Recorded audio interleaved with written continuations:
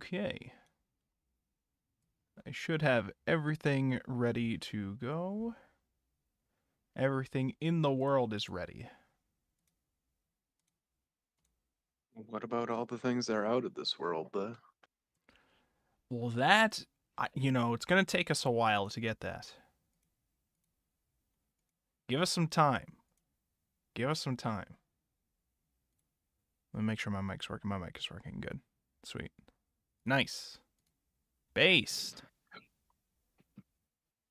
Okay, we do a post here. I'll post here. Welcome, Galaxy. Hello. And then we do a post, and then we do a ping here. You're getting frickin' pinged. Yeah, that's right. You just got pinged. Oh shit, not again. Don't pong me, bro. You got pinged with the funny number. Haha.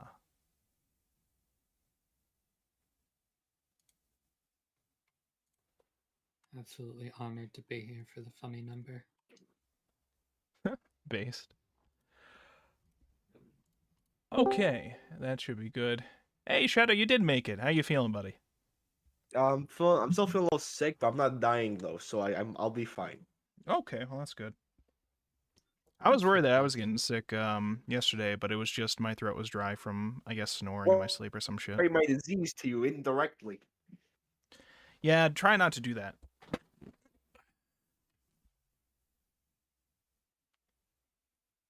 What was that one manga we read that was like... Was it Azumanga Daioh where there was a joke about giving someone else their cold or something? Yes. Hiccups. Oh, that's what it was. That's me right now, actually. I didn't get rid of the curse I'm spreading to you, chap. Sorry. Oh, well, I don't think you are sorry, but, it's nice to pretend. Damn. Spoken like a true Canadian. Based. Did you guys do your taxes? I am did. doing my taxes. Took a whole 15 minutes. Oh my god. I'm seeing my tax guy probably in a week or two. I was saying to myself, I probably don't need a tax. I could probably just file this stuff myself. But I don't feel like it yet, so. Doing yet. I don't feel like doing it this year. So Alright. probably next year.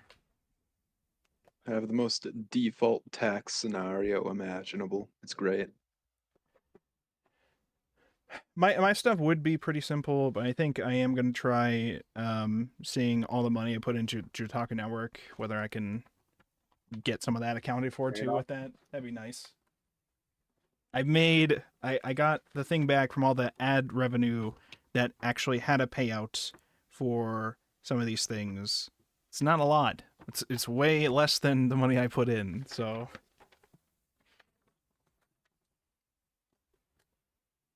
We did sell some ad spots at some point last year, though. That was nice.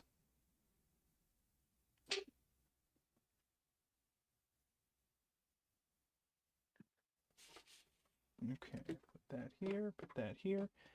Organize everything.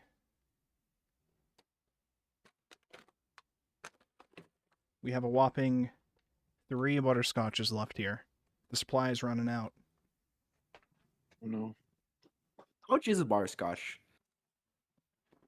How much is a butterscotch? Yeah. Like Well, a dime? yeah, the bag that I usually maybe get have 3. like... It's like 3 pieces per serving, 19 servings, so that's like a number. 19 times 3. 57. Yeah, it's 57, so it's like roughly like 60 or whatever each bag I get. And these were... How much are these things? Does it say a price on them? I don't see a price on them. But they're not expensive.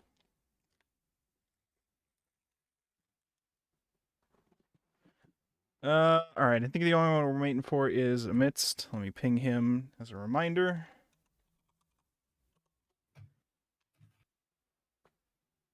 Oh, where's the It's Book Club Time sticker? Here it is. We've been using that quite a bit, huh? It's over there. It's a good sticker. Over where? Over there. Over there. Listen, I knew we were talking about racism with this. I didn't realize it would be a literal anti-robot KKK rally. It makes sense. It does. I just did. didn't realize we'd be literally putting the KKK in here. What are you talking about? It's the robot KKK. Oh, It's sorry, yeah. completely different. They literally even said, "Oh, you know the KKK." It was basically like that, but it's like, It's like that. You know what those? Yeah, it's like that. Yeah, there's no subtext. It's just text. Sorry, what's Right, that like- for? Everyone uses subtext and they're all cowards. Wow, based. all right, we could probably just get started and then wait for. Oh wait, hold on. Did ads play yet? Hold on, let me check Yeah, I think it Twitch. just ended. Did Okay, ads so play? we can still we can in fact just start then. All right, let's Shit. just get going, and if a miss joins, the miss can introduce himself and all that. Let's get going, I say. Let me take off the pre-show meme here. If I can move this around. Welcome, everybody, to another exciting week of the Anime Book Club here on YouTube, Twitch, and Kick all at the same time. We're here again to talk about PLUTO. We're now halfway through PLUTO, and this week we're talking about volumes 3 and 4. But before we get into that, let's introduce our guests here for this week, starting in alphabetical order, as usual. It's going to start with me, Astroborg, a.k.a. Wolfborg, a.k.a. Chaplain, a.k.a. the best book club host ever of all time. I would recommend... if I had to recommend something, I would probably recommend... What would I recommend? Did I read something recently? Oh, I've been watching the Gios Rose of the Recapture. That's been pretty fucking cool. So if you are into Gios, Code Gios, go check that out, because that's pretty fucking sick. So that's what I'd recommend. And next up we have Aztec. Introduce yourself. Hi, I'm Aztec. I watch the animes and play the video games. And now I think I read things too, because this is a thing about reading. Is it? You have to read for Oh this? shit, congrats. Yeah. Recommendations. There's some like isekai bureaucrat thing that's coming out this season, and it's funny. All right, go check that out if you are interested. And next up we have Detective Galaxy. Introduce yourself. Hi, I'm Marianne, or Anne, whichever you prefer. A recommendation. I'm gonna go with the visual novel that I spent all day playing today. It's called Of the Devil. Ooh. It's like a cyberpunk lesbian ace attorney. It's really good. All right, go check that out if you're interested in that. And next up we have Robo Shino. Introduce yourself. Hi, I'm Shino, and my recommendation this week is manga called Isekai Samurai. Very straightforward title, but if you like cute girls, violence, more violence, I think this is a good series. I'm a big fan of violence myself. All the violence. And cute girls. Is I the guess. violence on the cute girls, or Cute Both. girls doing the violence? Oh, I see. All right, well, thank you for that, Shino. Next up we have Shadow Man. Introduce yourself. No, we have this next. What are you talking about? He's right No, here. we have you next, and then we'll do a miss, okay? You go. God damn, right at the last possible second. Okay, I'm Shadow. The thing I recommend is not being sick. Wow. I thought you were going to say you would Real recommend issue. not being late to book club. But No, Damn, if got it's him. not you, that's not as funny. oh, I see. It's only me that gets that. Okay, so don't be sick. It's a good recommendation. I recommend that for most book club members. Actually, all of them. Don't die on me, okay? Thank you for that, Shadow. Anything else? No. All right. Next up, we have Amidst, aka $, robot child hater, $. Introduce yourself. We can't hear you right now if you're talking. Oh, how about now? There we go. Now we There can you hear you. are. Cool, very professional. Yeah, so I'm It's None. I think like previous episode, like I said, just audio guy that reads too much, and this is PLUTO happens to be one of my favorite mangas of all time.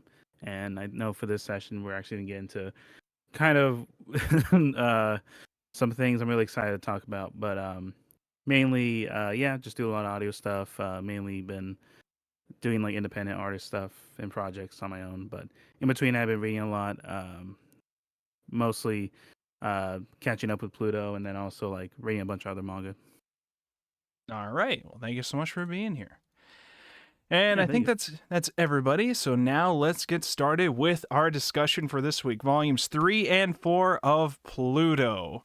I got some very brief, not like detailed notes, but just like notes of like the core things that happened that we'll want to discuss, I'm assuming. So we started with the introduction to Uran, who is the sister of Adam. I don't know what the implications of that mean, if they were just both invented by the professor that we met later on, or what, but apparently this is Adam's sister, and she is like sensitive to the emotions of beings around her, I guess. I hesitate to say animals at first, because then she started being sensitive towards a robot that was like lost and confused or whatever. So it seems to be like an extension where like Adam is like more empathetic in a more human sense. Uran is kind of like too much, to the point where she can sense people that are like somewhere in the city that are like feeling off or whatever. There's a little too much in some ways. And we're introduced to her last week from like her saving a child from like some wild cats from a zoo transportation thing that went wild or something like that after the tornado ran through. We got more of these goddamn tornadoes this week. You know, you gotta watch out for them. And They'll fucking get you. who else? We were introduced to a few new characters this week. We got Uran, the sister of Adam. We have Professor, let me see if I pronounce this right. Professor Abula, the Persian professor who is probably the big bad. Really seems like they're probably the big bad. No. Could be. I don't know. It could be potentially. He's got a lackey who spits out bugs everywhere. Didn't like that. That felt like Among Us. That felt like did that happen in Men in Black? Yeah, that's okay. I'm not crazy for thinking that. The bug guy from Men in Black. It's from Candyman. The bees. Oh, yeah, true. Okay, I remember. Oh, damn. And then what else do we have? We were introduced to the anti-robot KKK. Specifically because one of our new characters that we follow the story through is a member of the anti-robot KKK, who is a German robot racist literally named Adolf, who is a part of this group. That did not go unnoticed. I understand Adolf is probably a perfectly fine German name, but also, Well, it was. It was. And then something happened. Yeah. We were also introduced to Epsilon, who is another one of the great robots, but appears to be super powerful, but has gone on a journey towards like being a pacifist, and so they do not wish to use any of their powers, even though it seems like they're like probably the most powerful of all of them. He chooses not to, and is instead raising like a shit ton of human orphans, I guess. And then we also Thank God we don't see any of them on screen. Yeah, we don't see any of it. Don't worry about that. Listen, I'll tell you this with Epsilon, okay? I understand he's supposed to be the pacifist robot. I see this dude's face. I'm like, immediately, I was like, oh, so this guy's going to be the big bad. I did not trust this dude the moment I saw his face and about how he was all about like peace or whatever. I did not. You saw another bigger bad. Yeah, then I saw a bigger bad, and then I was like, oh, okay, maybe Epsilon's fine. You keep respecting the robots. What do you do wrong? I don't know. Listen, they killed a lot don't ask what happened during the 39th Central Asian War, okay? Don't ask what happened then. Okay. We also had did someone disappear? Who disappeared? Oh, okay. Okay, he's restored. Okay. Yeah. We also were introduced to Pluto himself, finally, who is like an entity? Like electromagnetic entity, I'm assuming. He doesn't seem to have a physical body. He seems like he can travel between different android bodies, because they keep finding the thing the Major did at the end of Ghost in the Shell. Oh yeah. Okay. So they're like able to travel around the bodies. They have the actual big body that they can take over, it seems, and that's when you get the Pluto going to murder someone or something. And specifically, fucking Astro Boy fucking died this week. Jesus Well, Christ! spoilers. I know, right? Like, what? How? Okay, I'm thinking two things in my head immediately. I'm like, holy shit, Astro Boy just died. But then also, we've introduced the concept of this robot that does not need a body and can move around as electromagnetic stuff. So I'm yeah, like, they okay, have to bring back Adam at some point, right? so Also I'm like, very What if we don't specifically know? introduced the What if? concept of resurrecting robots, but maybe they're not quite the same. yep, while also introducing Adam's literal creator, so who's Tenma. So you know, a lot of things coming together to tell us, okay, we saw Astro Boy died, but he's probably not dead. He's probably not dead forever. He's probably gonna come back, but you know, Didn't exactly get torn apart like the others did. He just kind of flopped over. that's true. That's true. He'll be fine. He'll walk it off. He'll be back to saving everything in no time. Gotta pull the magnet off his neck. He'll be great. It's just, you Yeah. know, all these damn tornadoes everywhere, killing all the super robots. Nobody knows, you know, where are these, why do these tornadoes keep happening? It's freaking nature, I guess. It just keeps happening. Fucking for real though. How did we feel about some of the new characters that were introduced to us this week, gang? How did we feel? Is there any, did we have any thoughts about Epsilon or Pluto with the brief interaction between him and Uran, or do we have any feelings about Uran? What are we thinking? What are our thoughts? Epsilon is making me rethink the idea that us referring to these robots as walking nukes is just a metaphor. I'm That's pretty real. sure he's got some juicier abilities. Finally, No, a weapon the to power of surpass peace, Metal okay? Gear. It's the power of Power of peace, peace. don't worry. The ultimate peace. I will nuke the world unless you guys stop fighting. If everyone's dead, there won't be Fight, people Mega dead. Man, for everlasting peace. Ugh. Yeah, Epsilon, I don't trust. Uran, I didn't really understand. I mean, I understood we needed to introduce like the 7 great robots, and they might have already been introduced prior in the Astro Boy series or whatever. But their role so far has just been, oh, I found homeless robot man, and I hung out with him, and then he eventually finished this like painting he was working on, which made him realize that he has seen the horrors of war, and then began to go on a killing spree again. War never So- changes. You know, it was one of those things where like I was kind of disappointed because like we finally had an actual female character in the cast, and she was immediately just, let me take care of the random homeless guy I found. Oh, he's the killer, and I've just nursed Oh. back to health the killer. I guess I'll Holy shit, later it's on. Jeff. I guess I'll later on go to the house with the robo dog where the tornado is coming down, and I guess hang out there for a bit so that Astro Boy has to come over here. It was literally just like I was just like I wanted more out of Uran, I think, but I mean, I think they're fine. I guess. I don't know.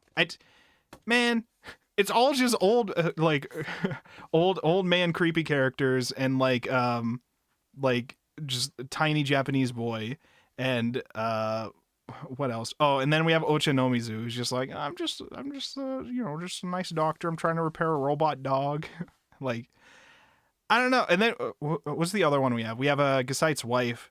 Gasait is never going on that vacation. Okay, he's never going on that fucking vacation. He's like, What? all right, No, he's just one more job. just one more job. job. Listen, we're literally about to go on the plane to the job. Oh, you mean Astro Boy fucking died? No, I'm not going on that Oh. fucking plane. Wait, did something else happen to stop him from going on the flight? No, I remember. The robot racist guy has been following him around, trying to kill him for like days, and like knew his whole schedule, knew he was about to go out or whatever, bought like specific special weapons that are basically rocket like launcher. basically you will go to jail for attempted murder for owning this thing. It's like that bad. Like yeah. So and the reason and the reason why he really hates Gesite and wants to kill him is because he believes that Gesite might have been the only robot that could have killed his brother at some point in the what past. is it? There's like 5 possibilities in all of Europe, I think it was, and Gesite is like the nearest one. Yeah, it's just the one he knows about. Like he goes to talk with the robot KKK people about it, brings it up to them, being like, "I figured it out. It must be this robot." And they're all like, "Oh, don't worry, we'll help you, brother. We'll help you figure out how to get revenge for him." And then they just immediately shift away from giving a shit about helping him avenge his brother to being like, "Okay, but how can we spin this for our agenda? We got to use our media connections to say this happened or whatever." Like there was a very, very brief discussion about like, well, how do we know for sure that it was Gesite? And they're like, it doesn't matter if it's Gesite. we're gonna act like it was anyways. Okay, so we don't need to actually have justice for our guy here. Can be valid. Yeah, true. So it was very like, yeah, this is probably like how this group would go down with that kind of thing. They don't care about that. They just want to spread their hate ideology through their connections or whatever. And yeah, thank God there are no real life parallels that any of us can think of. Never. Yeah, no, nobody, no. It's definitely not telling of the modern times here. Yeah. Ever. What? Oh, I think I was like, because we got to see a little bit of the Adolf's like home there. I think his name was this other name Haas. I think they call him Haas more, but his name was like Adolf Haas or something. And I'm just thinking like, okay, we named the racist character we're following Adolf, and he's at first he's like, going around the home. We're seeing his family. His son's like learning about robots in school, being like, I fucking hate this robot history stuff that we have to learn in school now. And the dad just says some line like, you have to study him because we hate them, son. And the kid's like clearly not talking about that. Like, okay, all right, it's like, okay, all right. Indoctrination begins at an early age. And the kid's just like, I hate schoolwork. And the dad's like, no, you must study them. We have to kill these goddamn robots. They're ruining our life. We have to learn the history of them. Like, oh my God, Dad, that's not what we're... funny. I just want to study. I just want to study. So he buys the... Like, anyway. Yeah, moving on. He buys the rockets, is following him around for a while. Gesite gets the feeling that somebody's following him, doesn't bother to check it out at all. He just kind of lets it happen still. He's just kind of like, what's the worst that can happen? What's going to happen? I miss my vacation? Oh, well, Not that. He did mention to his Professor Hoffman, he was like, yeah, I think I'm being followed. I think it was Hoffman he mentioned it to. He mentioned it to somebody who was like, I think I'm being followed. But it's whatever. It's fine. I think Hoffman, he sat down with Hoffman to like talk to him about something else, I think. About like a new dream he was having that he wasn't sure what it was, and it turned out the dream was related to like Pluto still being alive, I guess. I think he brought up being followed after he fainted. Oh, I see. Yeah, because that's what it was. He saw the news report about Adam dying. Then he realized that the dreams he was having lately, the new dream, the new nightmare, was like a sign of like Pluto still being alive. And that Pluto obviously is the one who could have killed Adam, and so he like passed out, and then he mentioned to Hoffman about being followed. What else do I have here? Yeah, Ochanomizu. We get like a little mini arc about him wanting to repair this little robot dog that he finds. The whole time he's got like a security robot trying to protect him because he's a part of the survey group that's being targeted for all these killings. The survey group that was tasked with searching Persia for any, android weapons of, the walking nuke type androids. And they claim to have not found anything. and that didn't matter. They just the United States of not America invaded anyways, and so the Bora group was seemingly seems to be targeted as a result of whatever they discovered or not discovered. They mentioned towards the end that they did find something called a Tenma chip, which that was introduced to us after we've been introduced to Professor Tenma and his talks about creating the perfect android. So, you know, when we say they didn't find anything, they probably found something that was like they didn't realize was really bad, but it was probably really bad. I don't know. But what else was there? Oh yeah, Ochanomizu. So I was saying this because Ochanomizu is trying to repair this little robot dog for like a little emotional arc between him, and we get like photo shots of his wife. And then he's like calling up his grandson, who is just like, Dad, there's just like a tornado outside just hanging around in one spot. Is that weird? And he's like, yeah, that's pretty weird, son. Why don't you stay inside and maybe go to the basement, you know? He's like, has a guest over who he just assumes is, he said he was the owner of the dog.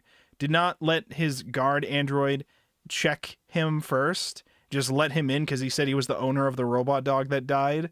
And dude was obviously one of the bad guys. He claimed his name was Goji, who was supposedly the Persian professor guy, I think. Was he a Persian professor? I think he was supposed to be like Japanese, but like Persian. I forget what it was. They had some weird dialogue about like this Japanese saying you have, but there was like a comment about his name being Goji. But I believe he was supposed to be the Persian scientist during the war. They brought up that he was like using translation software to speak Japanese. I see. So he shows up and is like, you're going to send Adam to that location where your like grandson or nephew or whatever, you know, because that's obviously, that tornado's not good. We'll just say it may or may not be a targeted tornado. We may or may not be able to do this. I may have created a robot that could just create tornadoes. It may happen. It may be on its way to your grandchild right now. And you probably should call Adam and tell him to go. Ochanomizu at first was just like, I'm not even going to call Adam for that shit. Which I was like, damn. But I'm like, we got like an emotional arc about him. Like a little mini emotional arc. And then he's like, listen, you're basically holding my grandson hostage. I'm still not going to call Adam for that. But it didn't matter anyways because Uran went there. So Adam still just went there afterwards. So I was like, was this whole thing just to tell us that Ochanomizu would give up his family just to save Adam? I'm like, damn. Like, holy shit. Jesus. I 100% thought they were gonna like trick him with that thing, but they were just like, no, I'm not giving them up. And then Adam showed up and then Goji just kind of left. He just kind of left. And then Adam immediately was like, well, Uran's there now, so I have to go. And then he went, and then he fucking died. What are we, like, he killed, okay. He like saw a big wave and just kind of fell down. Yeah. Listen. So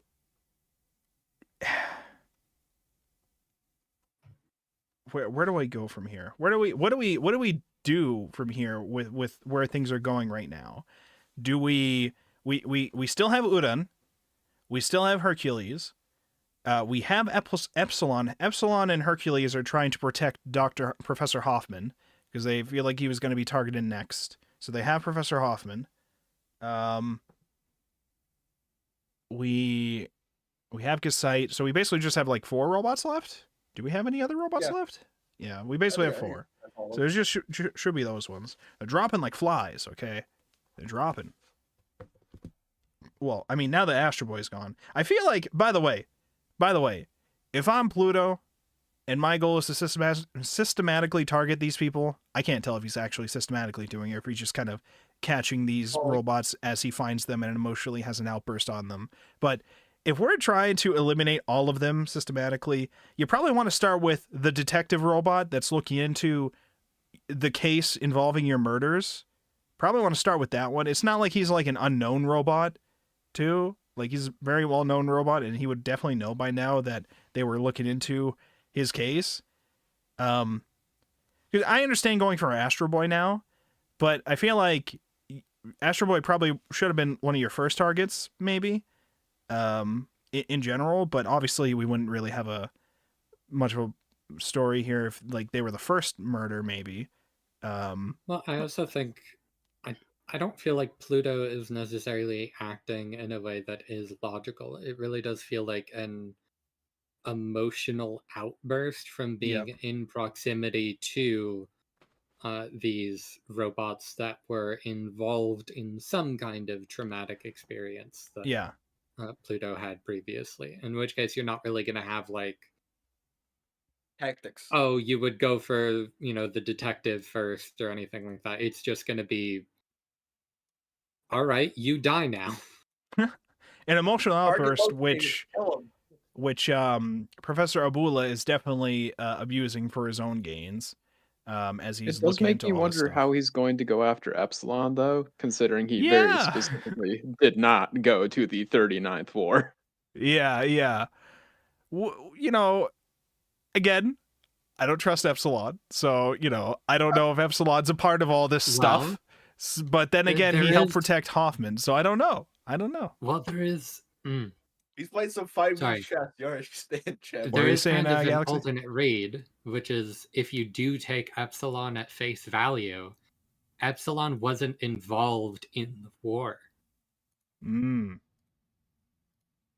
Therefore, Epsilon didn't do anything that would set them off in the first place. Though he is currently just in vicinity to several others who did. Yeah. Maybe it's gonna be one of those things where Pluto wants to kill him because he may not have done anything during the war, but he didn't stop the other robots from doing what they were doing, perhaps. That's absolutely possible. He's such a pacifist. Why did he stop the war? True. True. Was he even what did Epsilon? Yet you participate in capitalism. Curious. Curious. Very curious. I forget if Epsilon's professor dude is dead yet.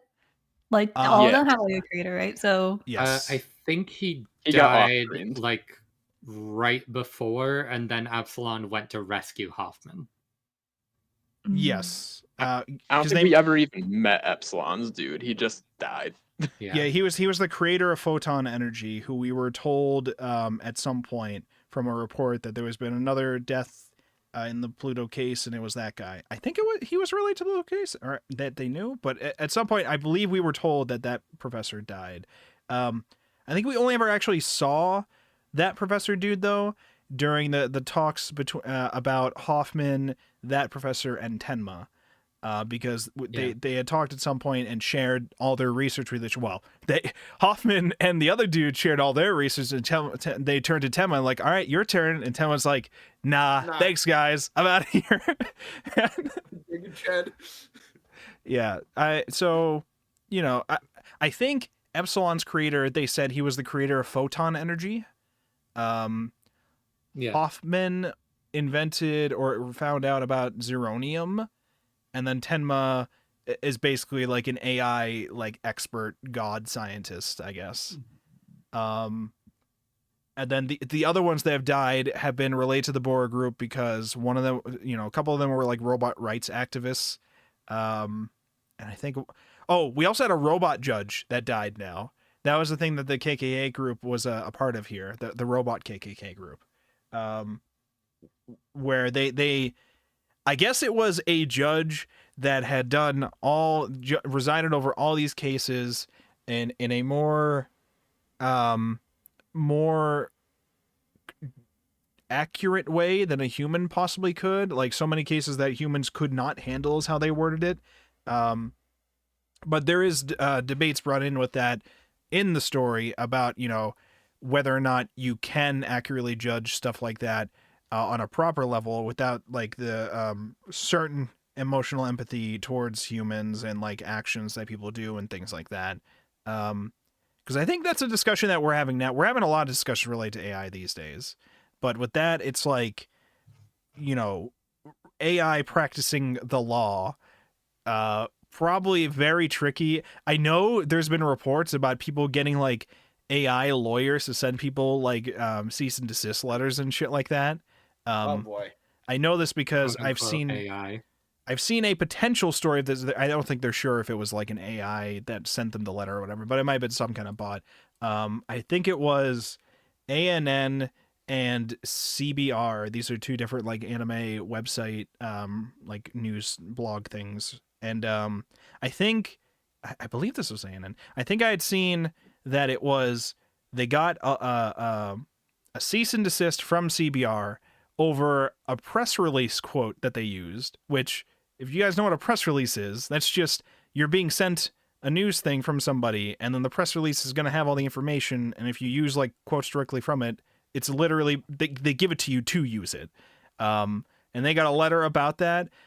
Apparently that's like a whole different thing with layers around it, but there was the idea that AI lawyers or like some bot was like going around sending cease and desist to people who wrote the same content as their articles over that, which is scary to think about. We already have that kind of weirdness at times when it comes to like copyright detection memes on YouTube or whatever.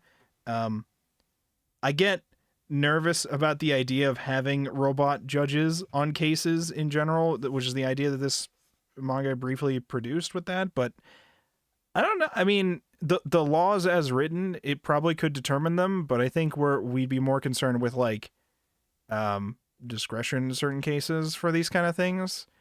Would that be the word you would use? Just being more like understanding of the differences of certain situations and the different peoples involved with them, perhaps.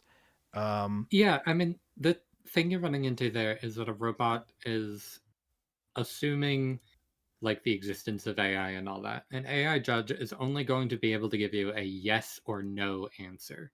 It's not really going to be able to understand the context of any given situation. There are plenty of situations, like in real legal cases, where, yeah, someone killed someone or did something, equally breaking the law, but you're in a situation where it's like no reasonable jury would convict because of the situation surrounding that quote unquote crime. Right. It is interesting to think about that kind of stuff, because that is a kind of future we're probably heading towards in some way. I would hope it's not going to be fully like that anytime soon, but I mean, I don't know. I don't know how things are going to go with that, but Jeff, we're all doomed. I don't know what to tell you. AI stuff in general just scares me these days. Okay, we already got shit getting fucked with the art world when it comes to that. All right, you got fucking Grok on Twitter just doing all sorts of shit. Listen, listen, down with robots. Okay. No. Hold on.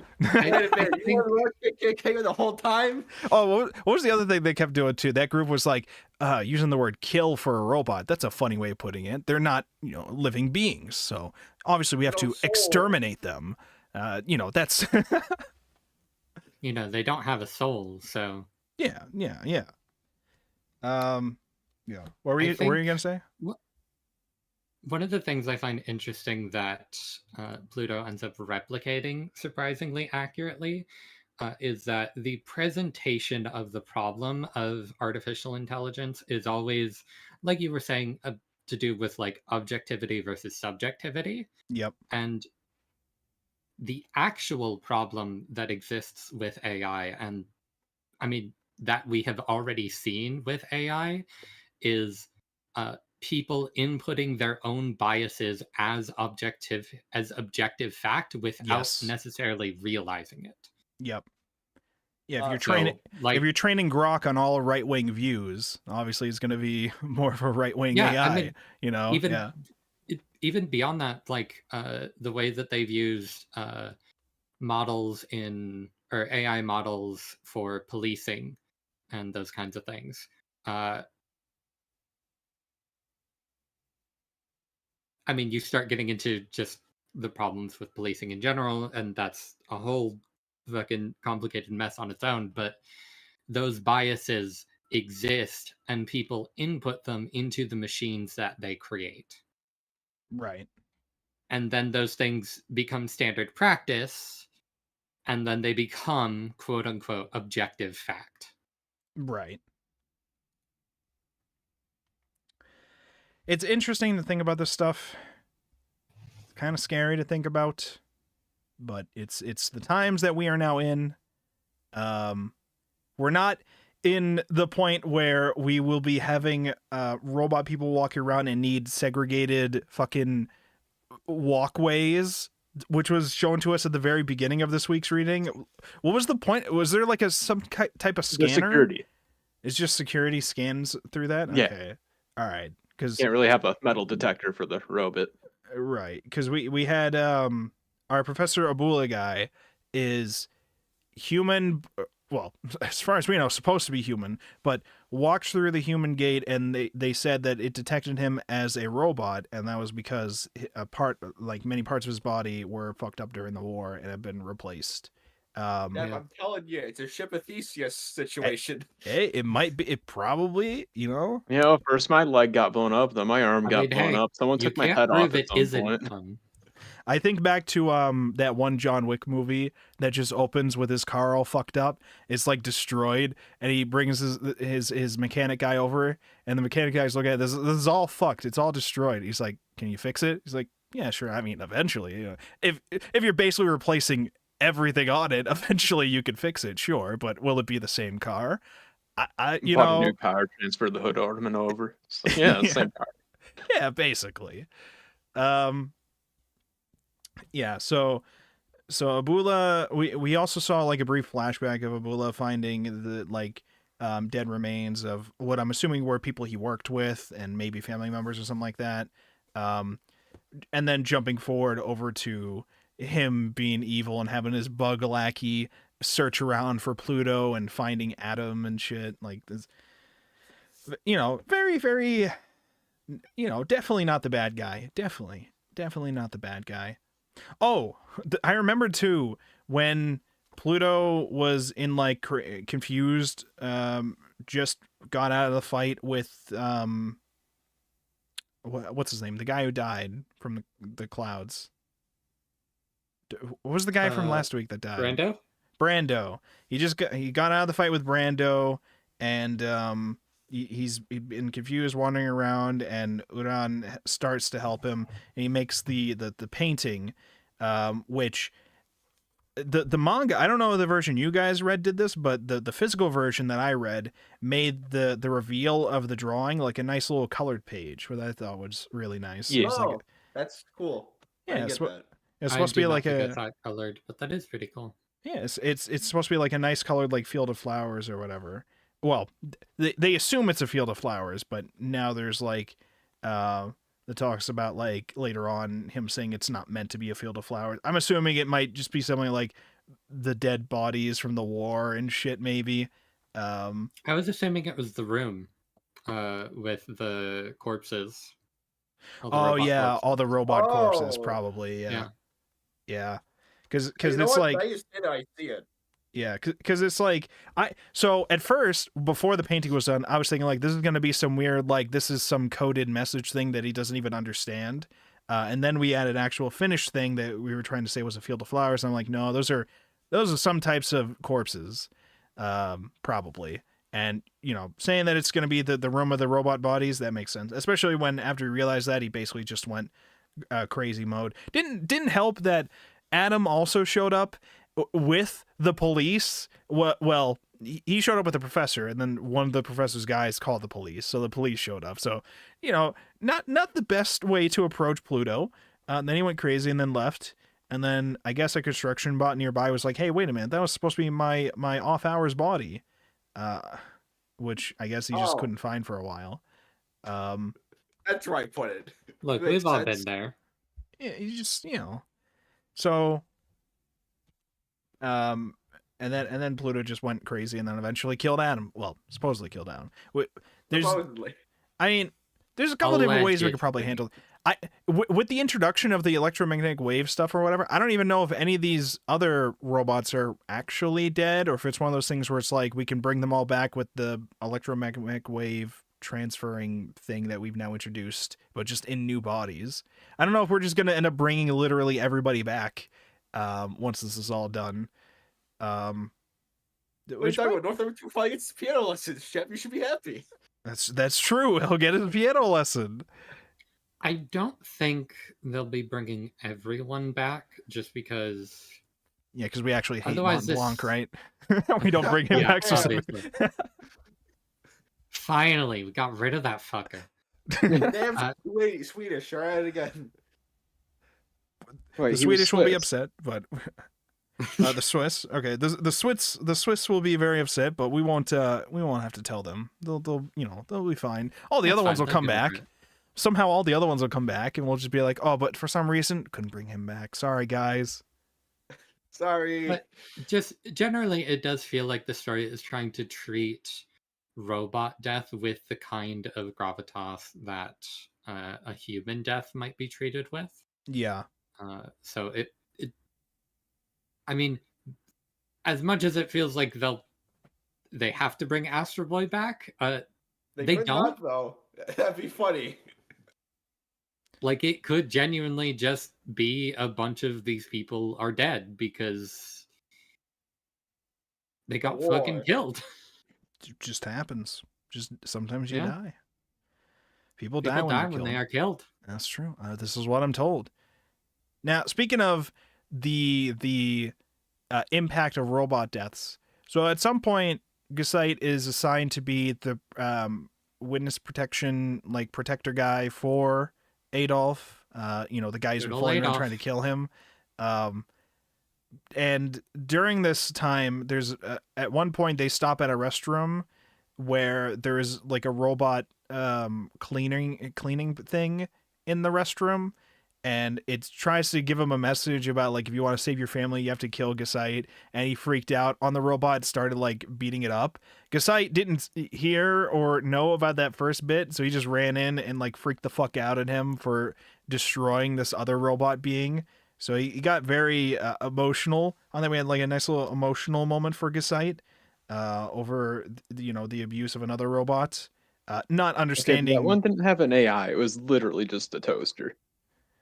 See, now that's where you're being a little racist. Okay, what are you, part of that KKK robot group? That's My fucked up. grandpa's Okay? a toaster, don't you know? That's fucked up. All right, that robot goes home, okay, and it's got a husband, kids. I don't know if It doesn't though. It was very specifically stated not to have an AI. Listen, that's fucked up. Okay, their lives matter still. Okay, their lives matter. All right, it's fucked up. But no, still, Gesite treated it as if like it was another like robot with the same kind of care for it at least. Which was that I think that was also the scene where he was like, "Oh, now you've shown your true colors" or whatever. Or was that an earlier scene? Because at this point they were kind of like closer because Gesite had saved his life a couple times at this point, I I think. think Now You've Shown Your True Colors was an earlier scene. No, there were that's like I remember. No, you're right. Because there's the two different scenes. There's the one where they're in his office. Yep. Because he freaks out and- about a footage that he finds on his computer, which I Yes. guess his company's just somehow directly involved with all of this, and he didn't even realize it. They just have security footage of a Persian prison, which has the old Persian regime leader just in there. So he just kind of casually brought up footage of it. It was like, wait a minute, this is a big fucking guy. How the fuck do you have this footage? And he's just literally repeating the imagine? names of all the people that are dying from the story. Huh. Could Interesting. you imagine if companies were set up to do horrible things and explicitly structured in such a way that no one person can be blamed for any of it? No, that's You know? weird. Yeah. That would never happen. No. You're right.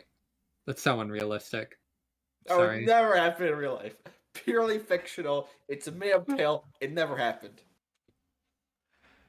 Never happened. It never happened.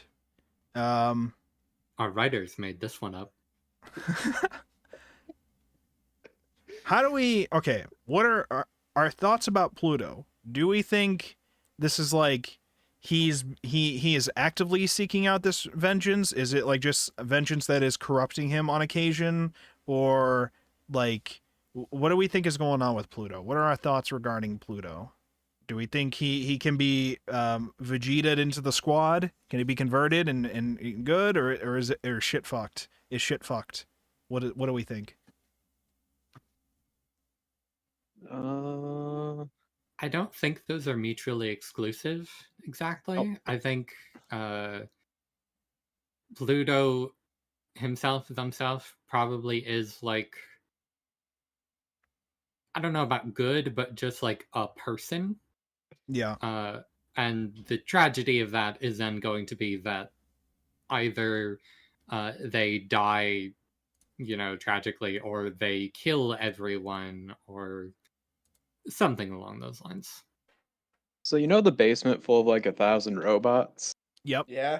My Yeah. guess is that like he's an amalgamation of all of them. Oh. Oh. You know what? That's probably it. What I is something here? I agree with Going this near theory. Automata about it. I agree with this theory. The amalgamation of so that mean all the robots that he's killed from the great ones, are they also incorporated into him now? Is he just keep growing from the deaths of all these things? Let's say yes. I mean, that feels. I think right growing for the might be a scale. improper term, but He's improving. I mean, like becoming more powerful with each death that he does. Uh-huh. It does feel like this could end with like a fucking kaiju size Pluto trying to destroy a city or what have you. How do we stop Pluto at this point? What is the way to stop him? magnets. Therapy. Magnets. Epsilon showed up and saying, Nuke? I have a mega nuke within me and I will kill everything unless you all calm the fuck down. We both went for nuke right away. Well, if we build a bigger, better robot. True. The greatest robot. See, no way this could go wrong. So you're saying we need to do a robot arms race. That definitely did start the Persian War. Yes. It's, let's do that. Yeah. It's okay. The United States of not America is definitely not doing anything towards that behind the scenes. We're definitely not doing anything weird over there with the teddy bear representing the AI machine over there. Nothing's going on over there. They're just, they're just like, I just want to know why all these tornadoes are dropping down. Why do these tornadoes keep happening? Here's what we gotta do, okay? We gotta make a robot that does not abide by the 3 laws of robotics, because that has never gone wrong in fiction whatsoever. Yeah, definitely. Never. What is I mean, it's implied that any perfect robot wouldn't.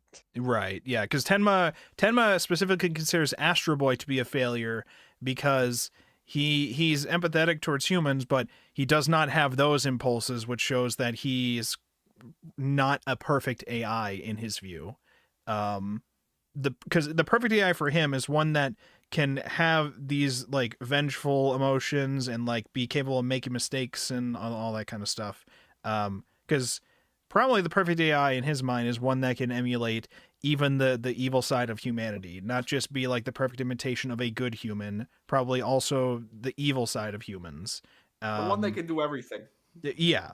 You don't want to be restricting them beyond what a human can do, which is kind of where we got into the discussion about the killer robot in the past. Like I think Aztec had brought up the last time we talked about him, where the discussion about how he was perfect was probably mostly because he had the ability to choose to kill something, as opposed to just in general wanting to kill. It's just the fact that he could kill, was probably what made him perfect in the sense.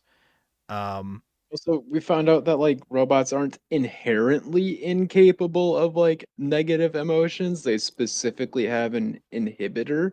Yes.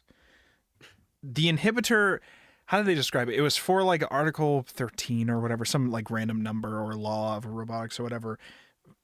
But what was the purpose of it? It was to like make it so that you could distinguish them like from mute humans. emotion. Mutes emotions. Okay. I'm assuming it's like supposed to be a safety precaution against robots killing things. Yeah, I mean, yeah, I would have that. It's fine. You know, we definitely can't have a robot that's emotionlessly killing things. Definitely won't happen. It's okay. I mean, the point would be so they wouldn't be driven to do it as much, but, you know, then you get serial killer robots like Brow. I think the point there is that they want to have the ability. It's sort of, they want to have the ability to make a robot that can kill, but they want to be able to control it. They don't want every robot to be able to kill. They want these specific robots to be able to kill people. Which brings me to my next question.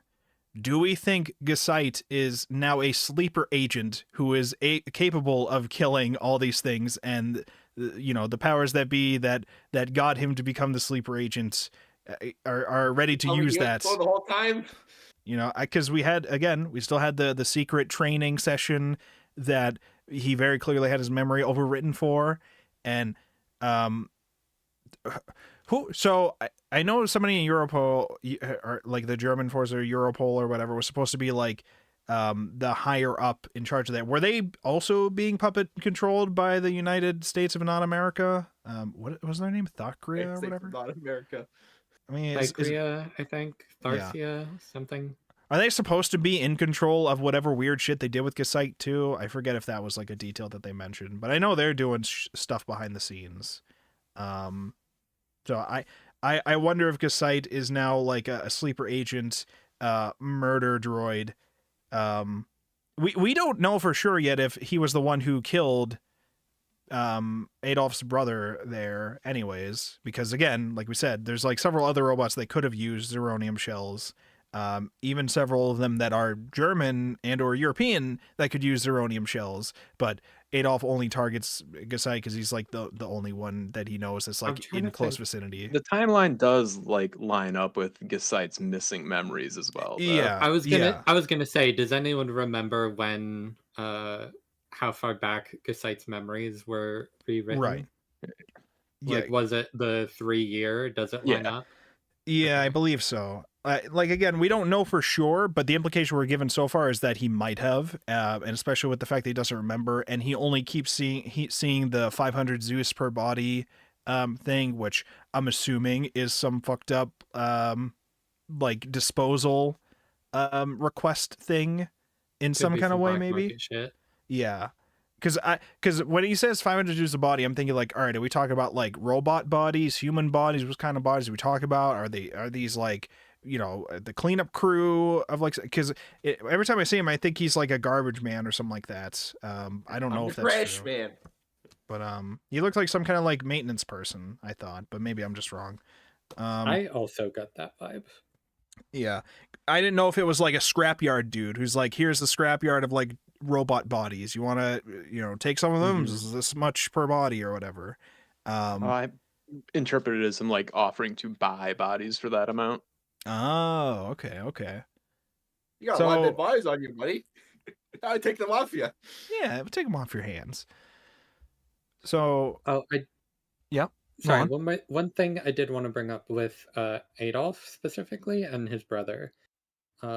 One of the things that they keep talking about is Adolf's brother apparently did something like super horrible. And it is to the level that if it comes out, then like their entire plan to kill Gesite and like turn public opinion against him is just finished immedely. It was I'm bad. Super curious. It was so like, bad that even the KKK robot, KKK? Yeah, even that dude, the like... head dude, was like that. That shit disgusts me. Whatever he did. Yeah, I'm let's like, be clear. That was fucked up, bro. I mean, the only thing that makes sense to me is like, I mean, pedophilia, right? That's the only thing that like. All right, but then we need to like question. Wait, hold on. Is this being done to a robot or human? Hold on. I don't know what the deal is with that. We did see like not just the backstory about the brother. We saw the backstory about their father, who what was the little scene? It was like him and his brother wanted like a soccer ball. I guess they were like a poor family growing up. They're like, it'd be really nice if we got a soccer ball. I want one. And the dad, I guess, stole one. Yep. The dad stole one, tried to give it to the son. Robot immediately grabbed him, was like, I found the culprit here. You're coming with us. And I guess now we're traumatized by robots because, bro, your dad stole and then tried to give it to you. And Think it's they like, know? Right. They don't know any better. They're just a bunch of kids. So his dad lost his job to a bunch of robots, oh, yes. and then Good like point. that caused their mom to leave, and Right. they were poor. See, yeah, all that stuff makes way more sense for it. I thought it was weird, though, that we had a little scene of him stealing a soccer ball and then giving it to him. And then it was like, oh, the robots are arresting me now. I didn't do anything. I'm just trying to give my son a soccer ball. Like, I mean, it's okay, kind well, of leaning into the thing that we talked about earlier with robots not necessarily being able to determine context. It's just a yes or no. right. The man did a crime. Like, it doesn't matter what yes, the this crime is. It It's a wasn't a crime. crime. I feel like the point would come across a lot better if he was trying to steal like food for the son as opposed to a soccer ball. I feel like that makes it a little like I don't really know if I feel sympathy for the guy at all for doing that. I would feel sympathy for him if he was trying to steal food for his son, but if it's literally just a soccer ball, I don't know. I want to know why he stole I one mean, like out of a store kids instead of like also a kid's need- yard. Yeah, right. Yeah. Like you saw one who had one, just steal that instead of a I can store walk through that the has neighborhood cameras. and find so many balls. No, they all have security androids watching over all of them, okay? They You'd be got caught. little security robots inside the soccer balls. That's what they would tell you about. Small Snitch bombs. bots, come on. Snitch bots. I mean, kids need more than just food. Like, food would definitely be the immediately obvious, like, comparison point, because that's the thing that we automatically think of with, like, would you steal a loaf of bread if you were Right. starving? Like, that sort of moral thing. But, like, kids need more than just food. And I think it's probably Sure. reflective of, like, it's not that he can't provide for them in terms of being able to eat and putting food on the table. But if that's all he can do for them, I can understand him kind of feeling like a failure of a parent. Right. Also, yeah. specifically, not good food. They're very sick of sandwiches. Oh, oh yeah, true. sandwiches Very are important. Very important. Sheena, we haven't heard from you for a while. You have any thoughts about this stuff?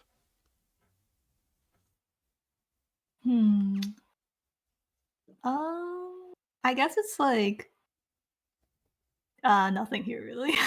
Okay, that's fine. I just wanted to check in and see if you had any opportunities to talk. Did you have anything else in your mind that you wanted to talk about or bring up?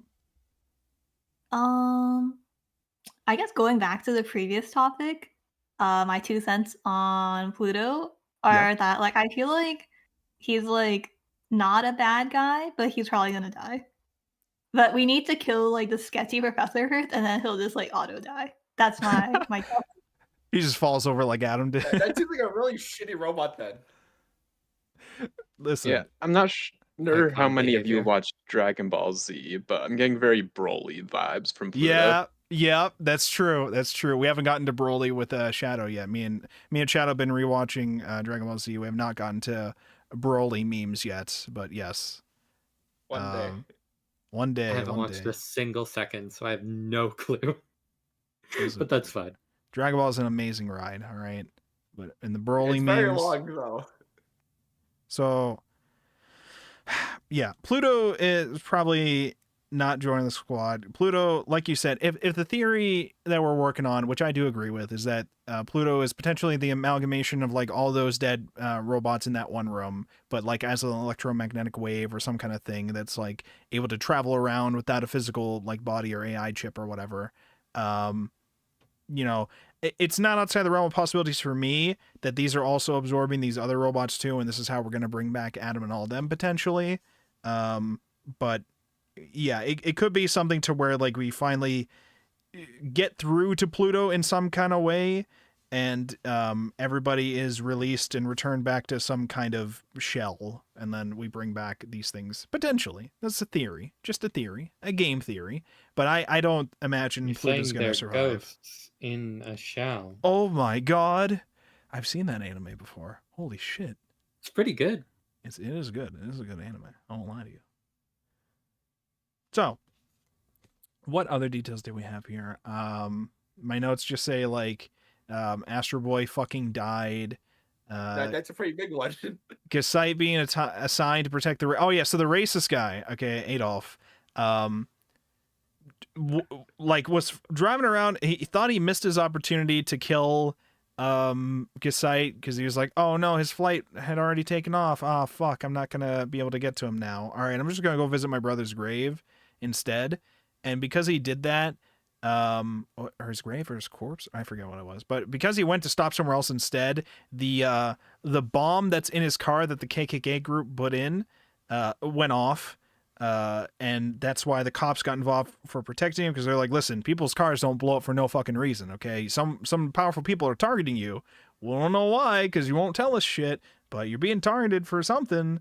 So they assigned Gasite to watch over him, not realizing at all that he was the one robot that he's been following around. They did find the remnants of the weapon that he had bought there, but they didn't take him in for it. They were just having Gasite basically look into him, essentially. So it was part to protect, but mostly to look into what he was involved with, which at some point Adolf was just annoyed with him following him around in his office. It was just like, you know what, fuck it, just look through all my shit, because that's what you're here for. Just look through all my shit. He's like, Go ahead, buddy. All right, sure. He's like, all right, Immediately finds security footage of, what was it, like Darius the 14th. It was like the old regime of Persia during the war or whatever. They're like, how the fuck is this guy here? Why do you have security footage of it? What's going on with this or whatever? We like instantly find a whole bunch of stuff that apparently Adolf didn't even realize was that important. So, you know, I do a zoom and enhance. and then a small android bomb tries to crash in through the window. It was like a little tiny like mosquito thing that like cracked through the window and then floated around, and then Gasite stopped it from killing Adolf. And then Adolf immediately became like a crybaby. Small bomb is real. True, but he was immediately like shifted from like, fuck you, I'm tired of this shit or whatever. I'm so annoyed with you following me around in my house here. My son is obsessed with you. Stop, like, you know, being so cool around him and all that. I hate you. And then he transformed instantly from that to like, oh God, please, I'll tell you everything. Please let me, don't let him kill me. Don't let him kill me. You seen the mosquito robots? That's some serious shit. We gotta get the fuck out of here. We gotta get out. We gotta go. I don't know how relevant a detail it is, but like it was specifically a photon bomb. Oh. Or photothermal. Photothermal. Are you thinking it's related to the professor that made photon energy? Is that what you were saying, or like it does?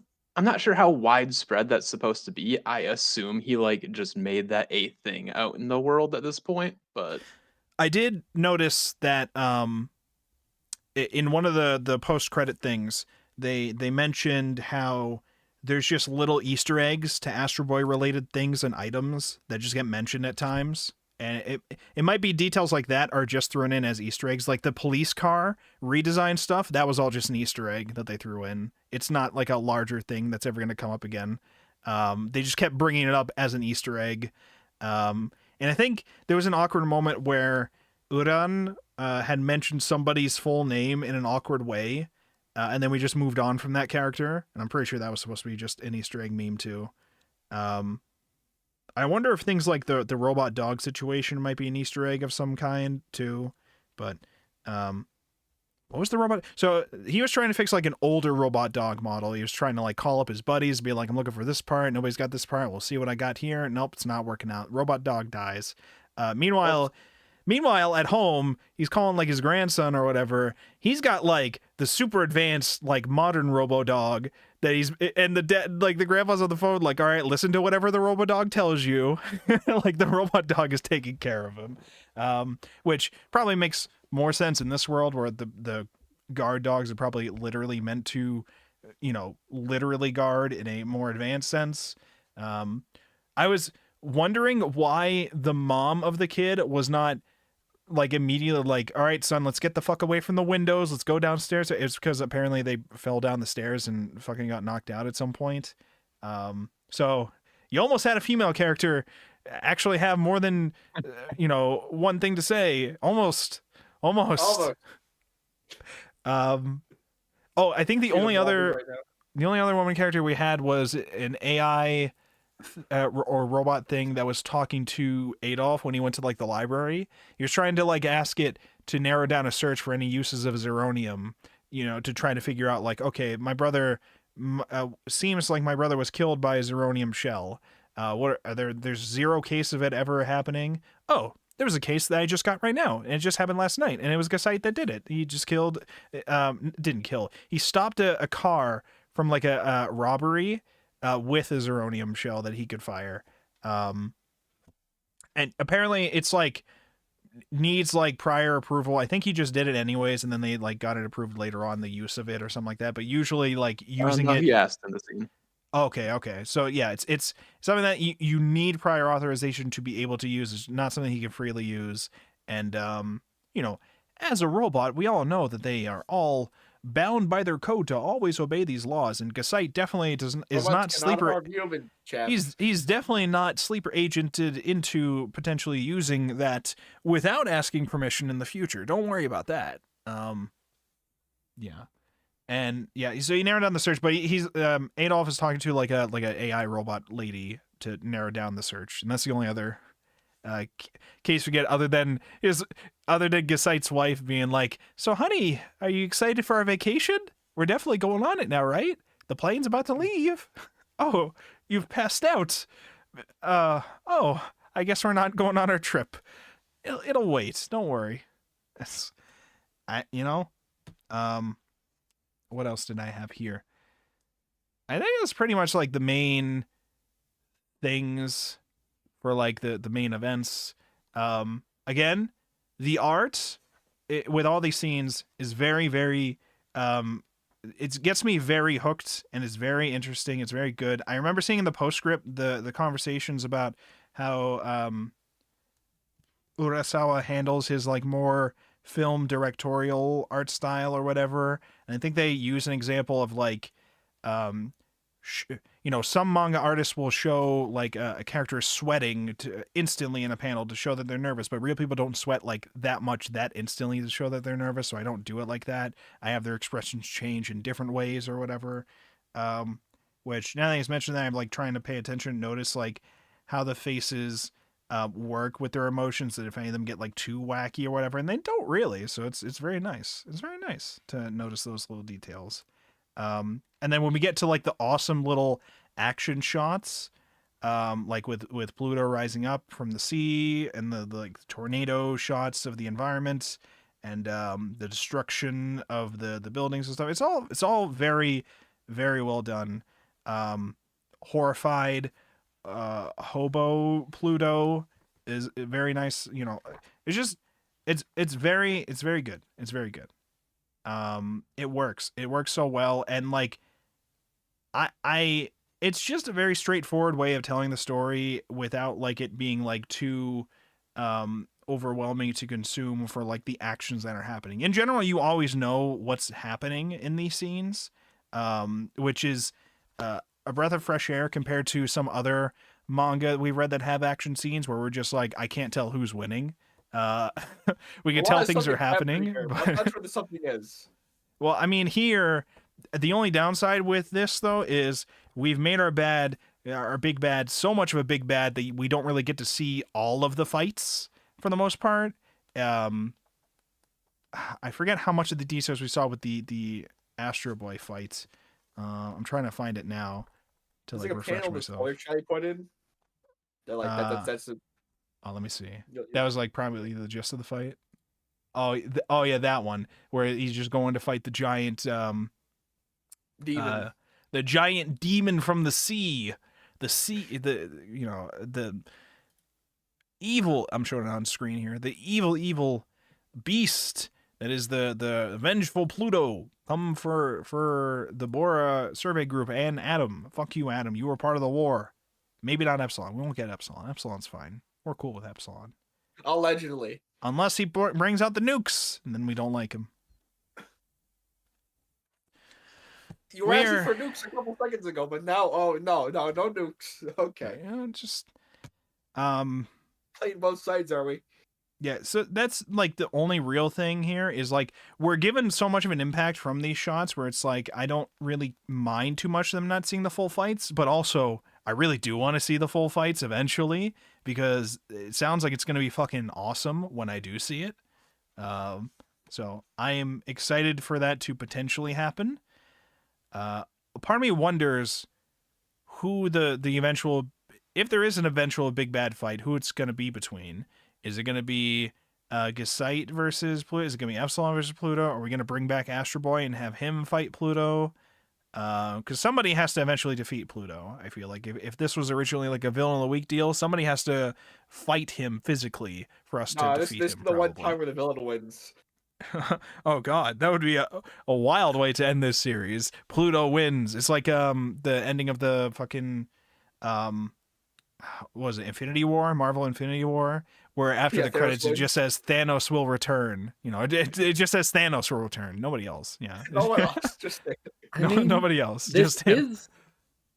This is basically fan fiction. Yeah, it is. Yeah, it's true. It's true. And it's written by the guy who did like Monster and shit. Yep. So I don't. There's a chance. There is a chance.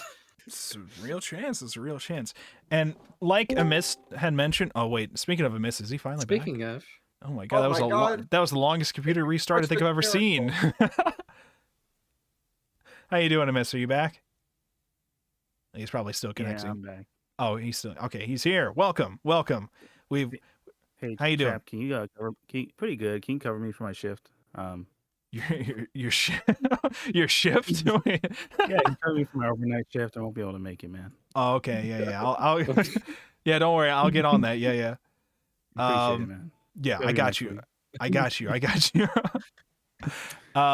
Amiss, we've been talking about so many of the details that happened. We talked about how we don't fucking trust Epsilon, or at least I don't trust Epsilon. But it's fine. He's a little pacifist robot. It's fine. We talked about how Astro Boy fucking died. He's definitely not coming back. We talked about the robot KKK. We talked about Gesite being the bodyguard for the robot KKK guy, and the guy who specifically was trying to kill him. We talked about so much stuff. What are your thoughts about the volumes for this week? No, I mean, I again, like it's kind of tough because, like, I guess since we're at the halfway point, it is now just more set up for, I think, the bigger ideas, obviously, and I mean, there's so many like real life examples. It would just, I feel like it would just end up being a bummer, kind of talking about, but Right. I think one of the main things, I guess I can refer to is from this volume. Is there's a great quote from Urasawa, like back in like 2019 from the only art gallery Q&A thing I missed out on in my life was for Urasawa's like art gallery and Q&A with him, and someone asked like if he would collab with another artist again like Tezuka, and then he said absolutely not. It was like the worst experience ever.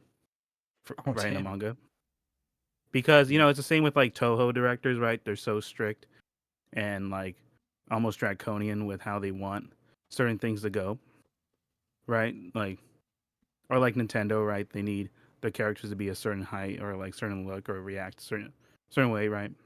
Right. I mean, it's interesting, like, but I think we are kind of, and I think once I kind of saw that, it kind of made Pluto make more sense, especially around this part where now it is kind of as the years go by with Pluto, because Pluto, like, as a run was from like 04 to 09, and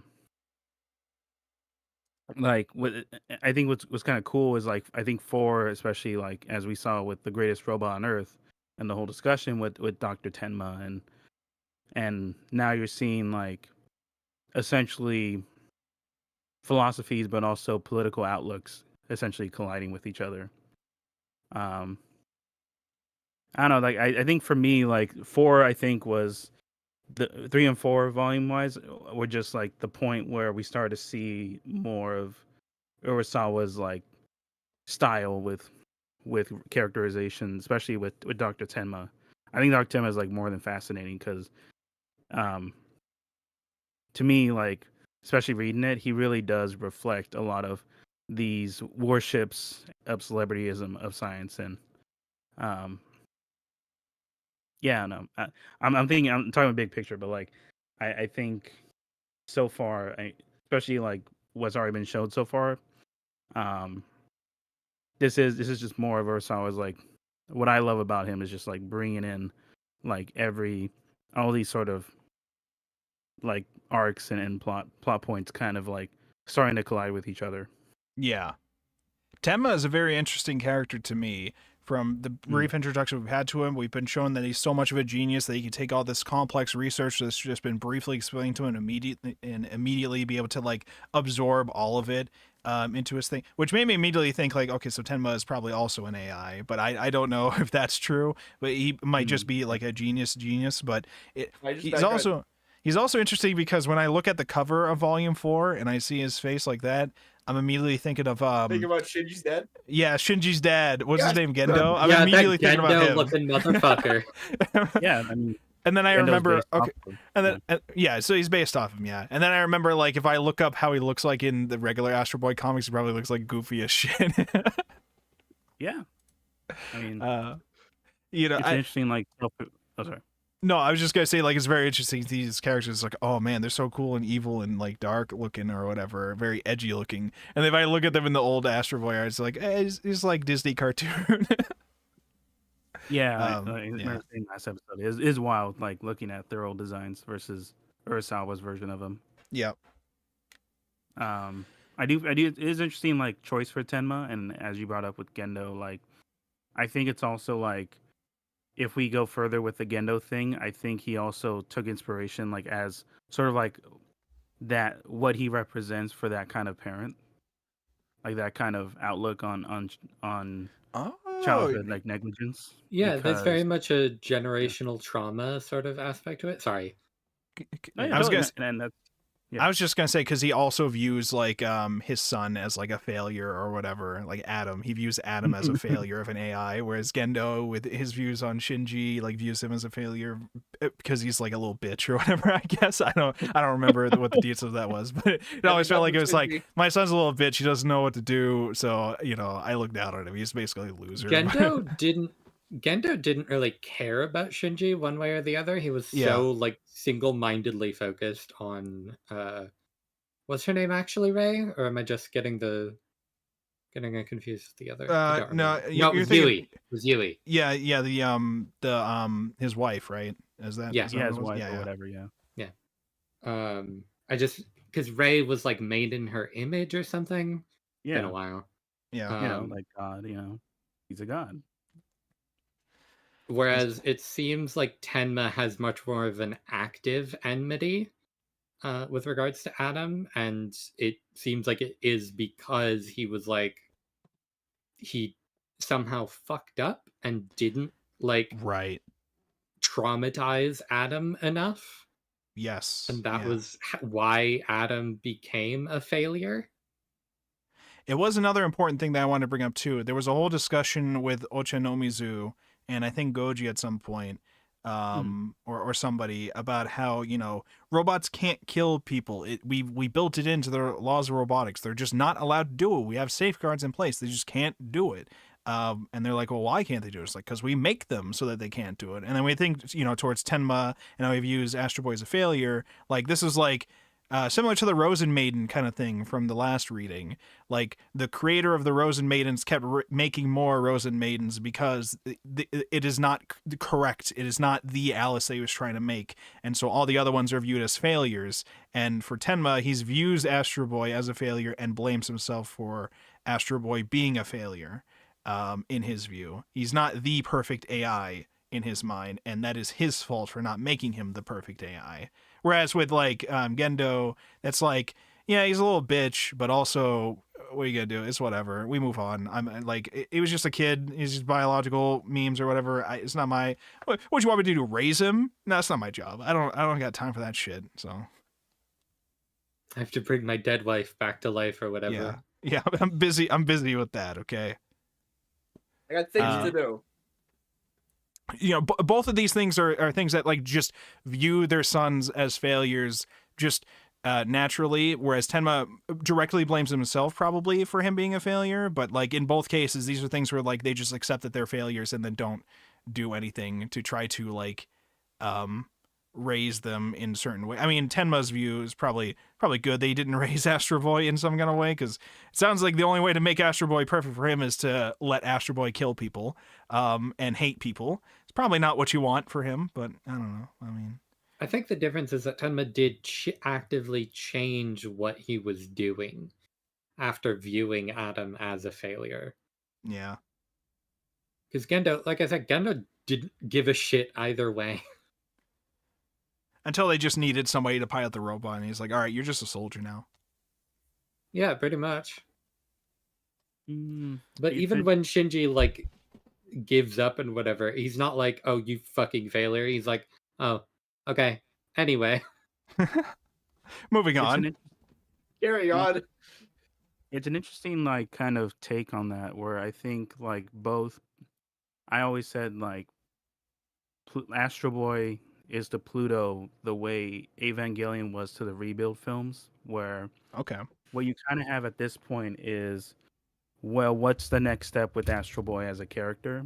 And it seems like what it is now, it's like what is Astro Boy's actual relationship with people? And like what would him living amongst the people, kind of like Superman style, like what would it actually take for him to be amongst people? And with Rebuild, I kind of really it kind of reminded me of that, where it's like Shinji, and I guess without spoiling the fourth movie, Shinji kind of understands that no matter what struggles or things he puts on himself, life is just gonna go on without him. Like people are just gonna grow up, people are having kids, people are rebuilding. It really is a case of like whether he likes it or not, the life is gonna get better, and either he keeps up or he doesn't. And like with Pluto, it seemed like Tenma's thing is like, and you know, like he said to the professor, like perfectionism, like you said, perfection is in the mind that makes mistakes. Yeah. So it's like we're set up to fail as creators anyway. So it's either we accept, either we, you know, for AI, it's like either he admits that it'll go beyond our control, or we just keep struggling an inevitable demise. And that's, and to me, like that's what differentiates Tenma and Ouroboros in that conversation of like they just have different outlooks of the same results. Like, right. And it's cool. I think that part of them is really cool. That Urasawa like highlights.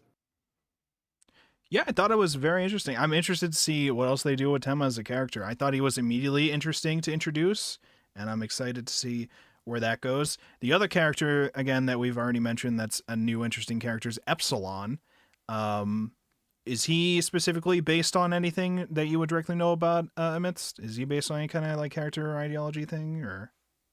Well, yeah, Epsilon is like, well, I mean, like literally, or he is like an actual character in Tezuka, Right. And I think it's kind of funny where it's like, this is where I can like, you can kind of see a connection between, like, I know it's kind of a stretch, but like in Fist and North Star, right? The brothers of the North Star, like, right? You have Toki, you have Kenshiro, you have Rao, and they're like pretty much have different outlooks on their powers. And Epsilon is considered the strongest, but he chooses to use it to a more peaceful outlook, because he is just like, again, it's the Astro Boy thing of once magic and energy comes into play, like you're OP. Yeah. And same with Toki and Fist of North Star. Like he is considered the strongest just by sheer energy, but he chooses to heal people. And he's also like more, I wouldn't say whimsical, but it is like he's more aloof, and he's definitely more sort of in his own space because of that. And there you can kind of see, like, especially with Epsilon, that his sort of like inaction is now also part of the problem, because like people are failing through their actions, but there's an argument that at least they're trying, where Epsilon through his inaction is actually causing the demise, because then, and I don't know, like I think it is interesting, like especially the way the anime like kind of handles him, and how like he is out of all of them, like I wouldn't say the pretty boy, but it is like he is very much more like you wouldn't expect him to be the strongest, where everyone else is like trying to pilot machines and everything, and Epsilon is kind of beyond that. But I don't know, it's interesting. Like again, like I think it is just a more Urasawa's takes on at the time sort of these changes in outlooks and like powers and just different places that it can go for for that story. And I don't know, like I think a lot about like Tezuka's writing style and kind of like how some of Urasawa's stuff gets blended in, and I feel like Epsilon's definitely a case of that. Right. I don't trust him. I don't trust him. That's fair. I don't trust him. He's Unless you're gonna a child, he doesn't trust you. That's true. What do they say? He's just taking care of a shit ton of like human orphans. Are they like supposedly all war orphans from that war, or are they just humans in general? Did they specify human orphans? Or was it war someone at orphans? some point specified they were like War a robot taking care of human orphans. I think it might have been one of the robot KKK people talking about it. I don't remember, but His war orphans, but that's based on like, and I kind of like same with Mont Blanc, where they're based off actual figures from that were either part of death squads, and then after wars they would just adopt children after they find God or something. Right. Which Mont Blanc I still don't trust, by the way. Seems like a really He's good Swiss, kid. no trust. Shame he has Every parents. That's time. fixable. His neutrality got us killed. True. So Since Epsilon is like Australian, right? Did that Oh. mean he just like moved all the children over there, or is he actually like hanging out in Europe like a lot? This is a good question. Is he bringing them all down There's under? Are actually they living there? multiple homes. Australia. And he just spends all of his time traveling between them. He can't actually spend any time with any of them. He's just so busy traveling. We don't talk about this, but in the Astro Boy world, Australia has become like a mobile flying fortress continent, and it just flies around places. So he just keeps collecting them, and they all live together there. That's true. Continental drift went insane. That would be amazing, actually. But no, I mean, I am interested to see a lot more of Epsilon. I will say too, I'm surprised that Tenma was the cover for Volume 4 when he was only shown like towards the end, and then I think one of the next volumes has Epsilon on the cover. I mean, it's probably because Epsilon plays more of a role in the later volume or whatever. But I thought it was interesting that Tenma was on this cover, even though he was only like towards the end, whereas we had like way more things happen related to Epsilon, I think. Like Epsilon being directly a character fighting, well, not really fighting, but like punching Hercules down, be like, you're not going to go fight the clouds like Brando did. We're not going to go fight the clouds here. What happened last time wasn't very good. Let's stop fighting the clouds here. And then Astro Boy fought the cloud and it didn't work out. I mean, if it's based on who got the most screen time, I would have expected Adolf, honestly. That's true. Feels like he just kind of took over as like the viewpoint character for a little bit. Yeah, he basically took over Gesight's role, because Gesight was basically where we were being told most of the story from last time. And then like a little bit was told from Adam's point of view, and then this week was like some of Uran, mostly Haas, or Adolf. And then I think we had like a couple scenes that were like Epsilon saving Hoffman and stuff like that, but it was mostly like everybody. I really do like that our perspective with where the story's told is from like these different key important characters. And obviously Adolf's going to go well, I say obviously in my mind, Adolf is going to go through some kind of arc with this story that's like going to probably reform him away from hating robots, but I don't know how far gone he is with that.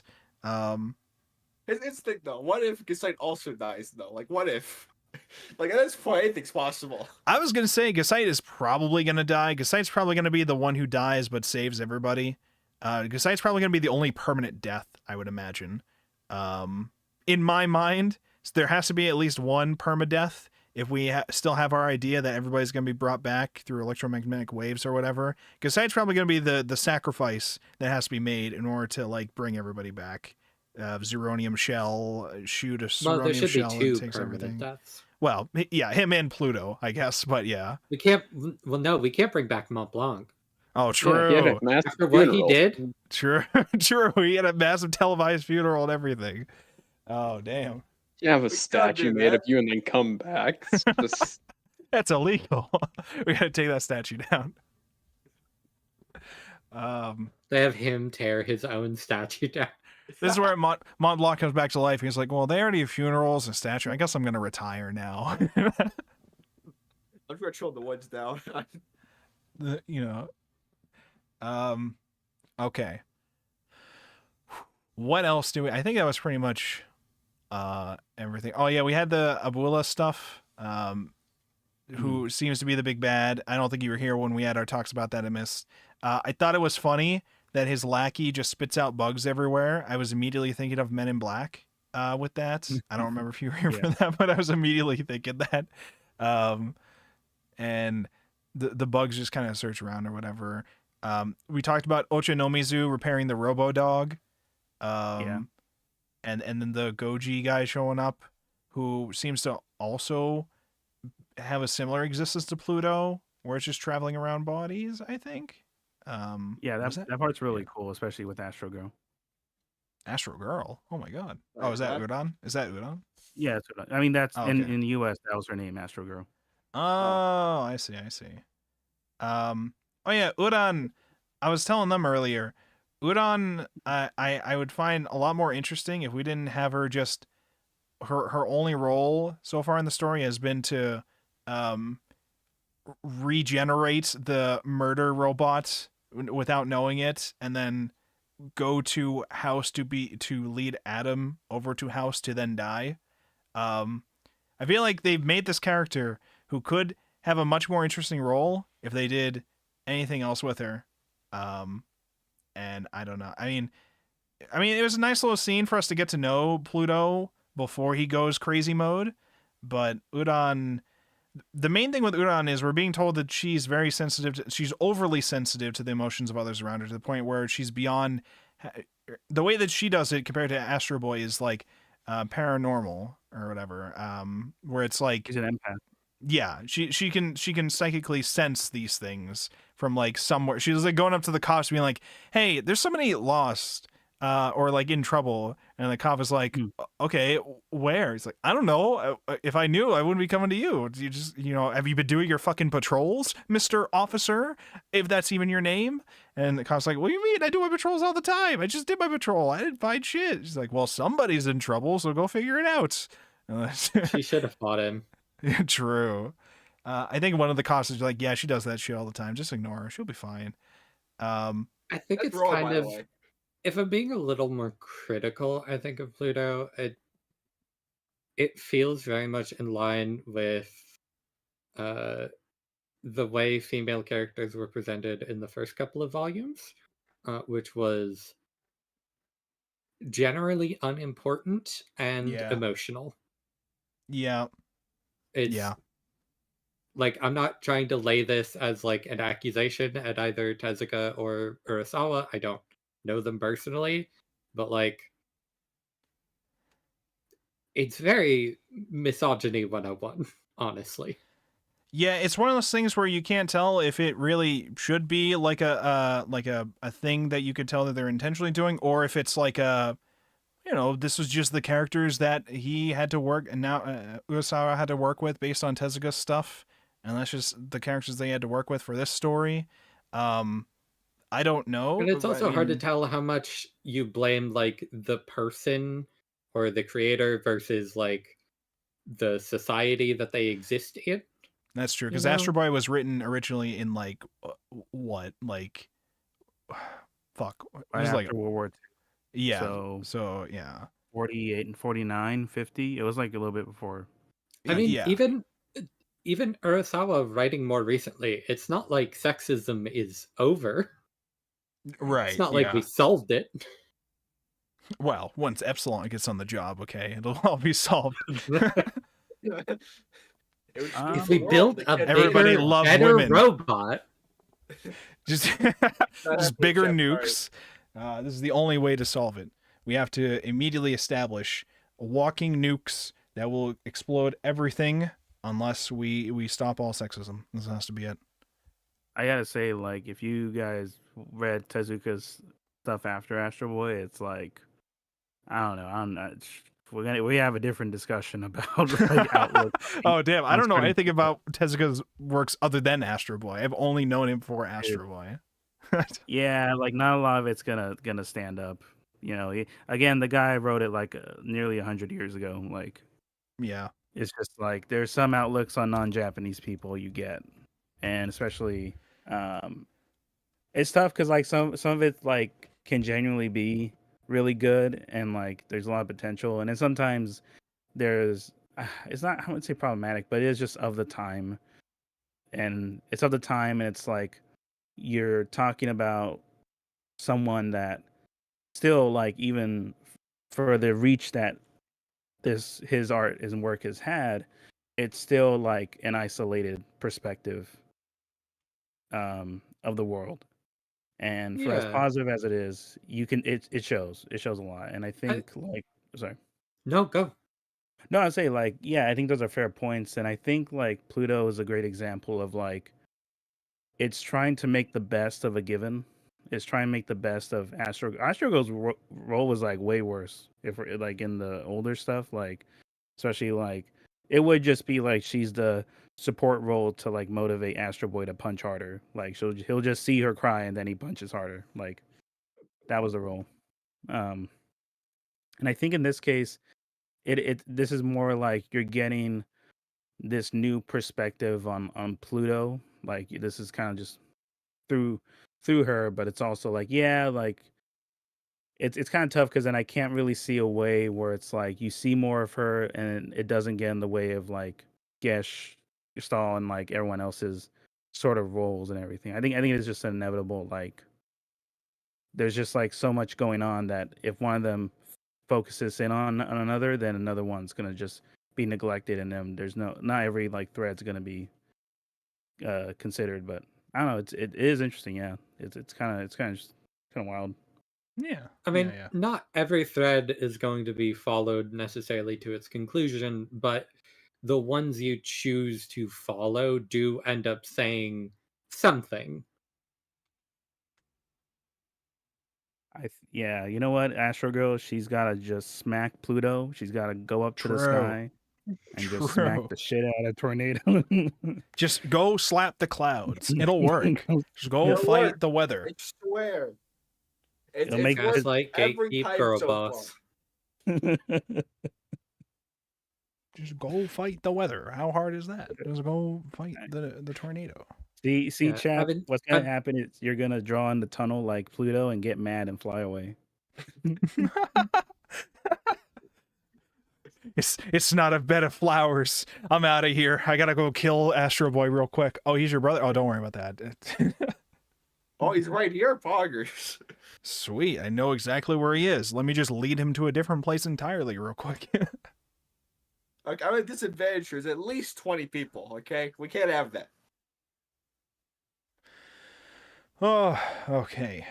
There was so much. We had Astro Boy die. We had the robot KKK. We had Epsilon, Tenma, Uran. We had Hercules getting ready to go fight the clouds. Epsilon smack him, say no, bad. Don't. We had Professor Abula, Shadows theorize ship of, what was it, Theseus, whatever, that ship. Theseus. We had I Pluto. personally canceled Tezuka Yes, that did happen. It happened live here. The Twit Longer is already posted. It's over. It's over from Tezuka. It's true. It's over. Damn. He's never gonna work in this town again.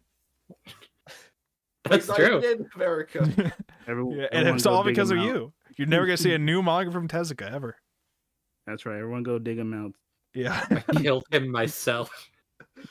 Based.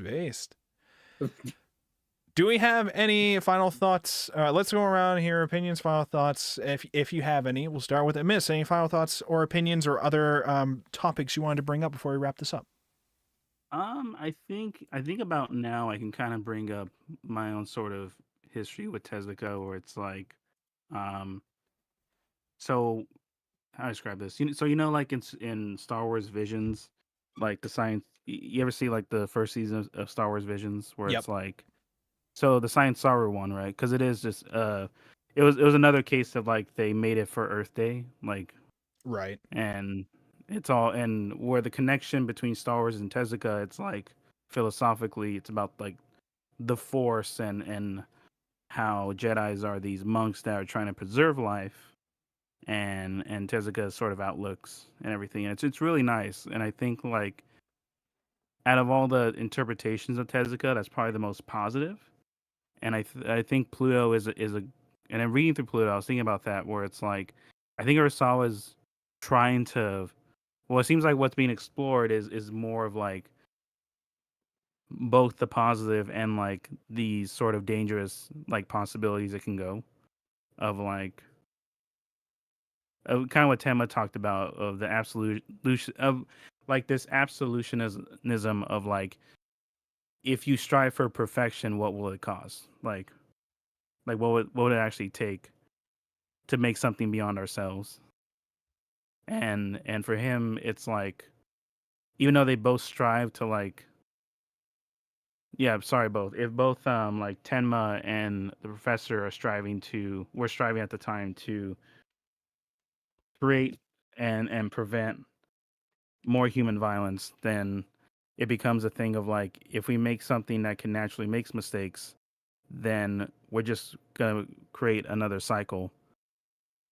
And I think that was interesting, where it's like seeing, especially in at the end of volume 4, where I guess kind of like I talked about 4, of like, again, like it's another cool thing, I think, whenever there's a interpretation of Tezuka and his characters, where like it's just like as the decades go by, it just seems like what's being taken away more is more of the idealism and the more positive stuff of Tezuka's outlook, versus like understanding that it came from one of the deadliest wars in human history, like Tezuka's outlook. And it's, I don't know, it's really interesting of like how what Tezuka was reflecting off of the end of World War II, and now we're reflecting off of the endless war in Iraq, or like, the sort of these proxy wars and everything. I don't know. There's a lot to talk about, but I think those are like the main things I was thinking about, again, reading this.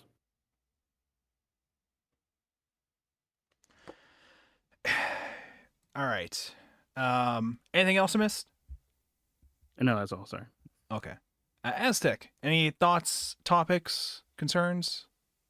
No, I just really want to see what Adolf's brother did. Yes.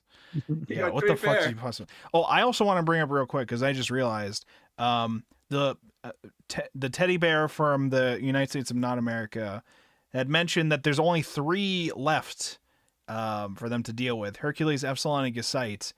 So is Uran not considered one of the great robots? Nah, women aren't important.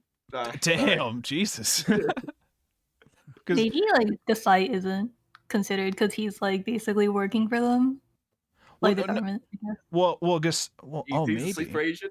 Well, because I'm looking at the page now. Don't they And say that Gesyte is considered one of them? Yeah, I think Or so. am Here it I is. making I it found the up? page. It says Adam Okay. is dead. They cross him off and they say that leaves Hercules, Epsilon, and Gesyte. And then it says 3 more to go. Soon it'll be over. So theories. 1, we hate women, so that's not even Uran's not even considered a great robot. 2, Uran is the mastermind behind everything, obviously. Hold on. Or 3, maybe Uran is just sensitive to things around and has no actual fighting Uran's just capabilities, regular maybe? robot. I don't know. Was what? I mean, we've seen as much fighting capability from her as we have from Astro. That's true. That's true. Like, they both have rocket boots or whatever the hell it is. Yeah, that makes sense. Yes, but you 'cause see, she one was of them- literally. Oh, sorry. Go ahead. No, go. Yeah, she was like literally there before Astro, and then or Adam, and then they were like, ignore her, kill the boy. Kill small boy. So I could have kill just Small taken Boy. them both out, but We'll leave her. She's fine. Again, mastermind behind the whole thing. Okay, it must be. Maybe she's also a sleeper agent. Oh boy. Well, Chap, you Chap, know, I think Chap- you're a sleeper agent. I think I what do am. I think I am. Oh shit! No Yeah. wonder you hate robots so much. It all makes sense now. It's true. Okay, they're coming to replace our judges. We can't have that. And my Chap, have you arts. ever- Do I have a visual novel for you? Oh no. Oh. I have a video game for you. Chap, I have an empath test for you, an empathy test. Okay. What the hell? All right. I'm ready. I'm ready. Probably phone, please. It's the Perfect empathy score. quotient test for testing for Asperger's. Perfect. Perfect score. Easy. It's out of 80, and if you score higher than 30, you don't have signs of Asperger's. So we're gonna find out right now. Okay. I'll figure it out. I'll figure it out. Okay, so Detective Galaxy. Thoughts, concerns, topics that you would like to still discuss? What do you want? What do you got? As long as I have the soapbox, and given I made those jokes earlier, I probably should say, I hope it doesn't come across like I'm trying to actually cancel the man. I don't. I don't think he will care if you cancel Tezuka. I don't think he will care. It's one of those things that like is important to talk about when you're talking about stories and trying to analyze them Right. for meaning. And one of those like I've still very much enjoyed Pluto. Yeah. It just would have been nice.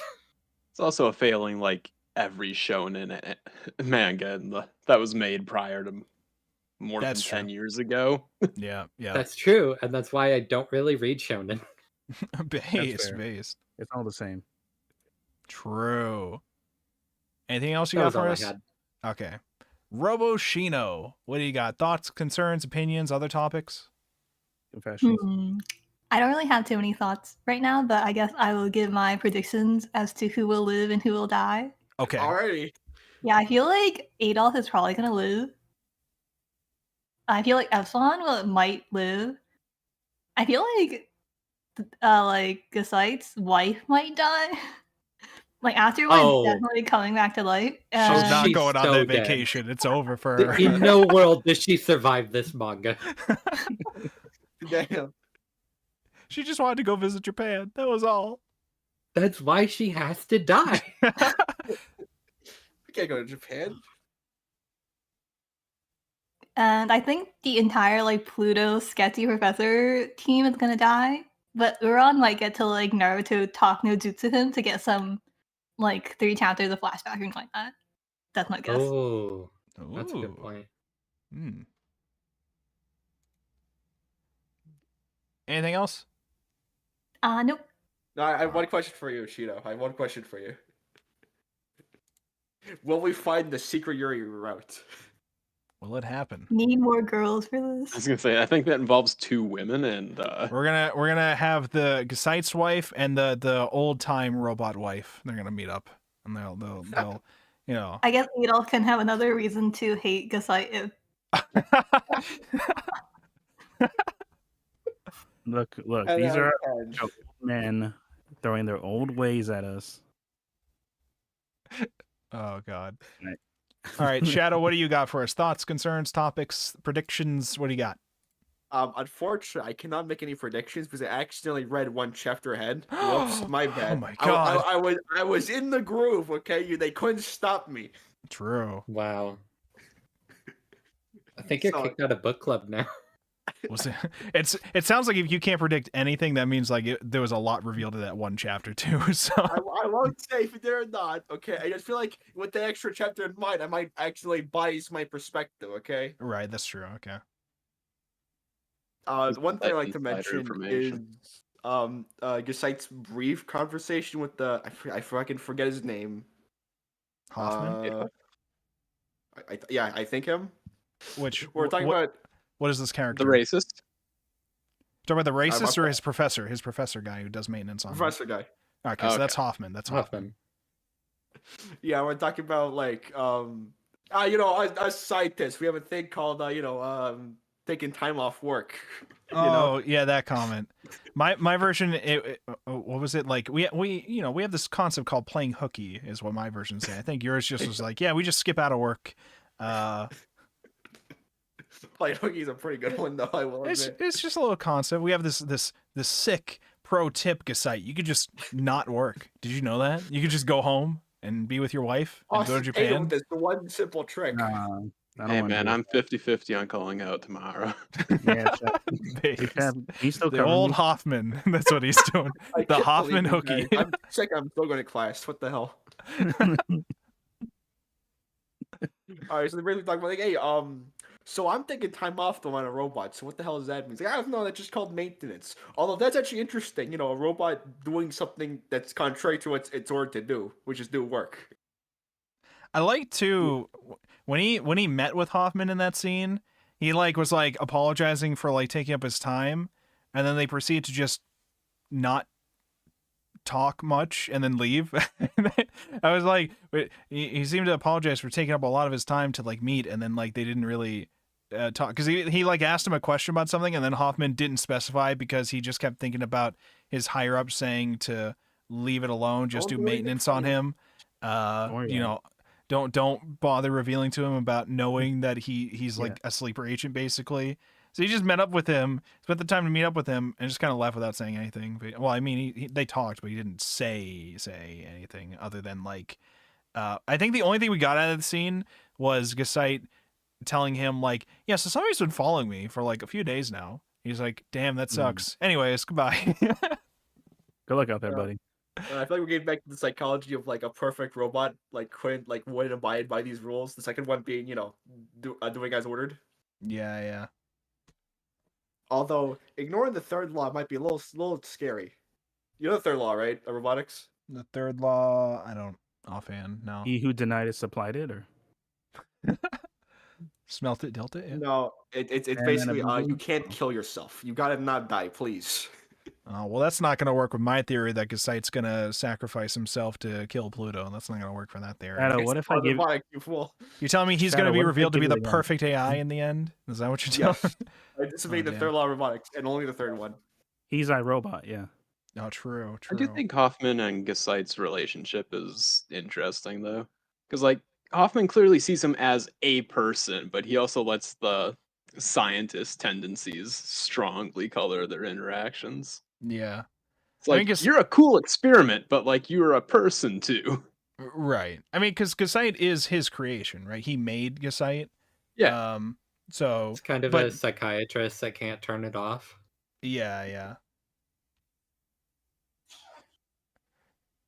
I'm trying to think if there's anything I have on my end of things. Like I said, my prediction at this point, Aztec is probably correct about the idea that Pluto is probably just the electromagnetic amalgamation of all those dead robot corpses from the war, and we've extended to potentially he may be absorbing the other robots that he defeats or whatever. So Adam, Mont Blanc, or whatever. They may also just be somewhere in this collective identity somewhere. So that maybe how we bring them back. Cloud.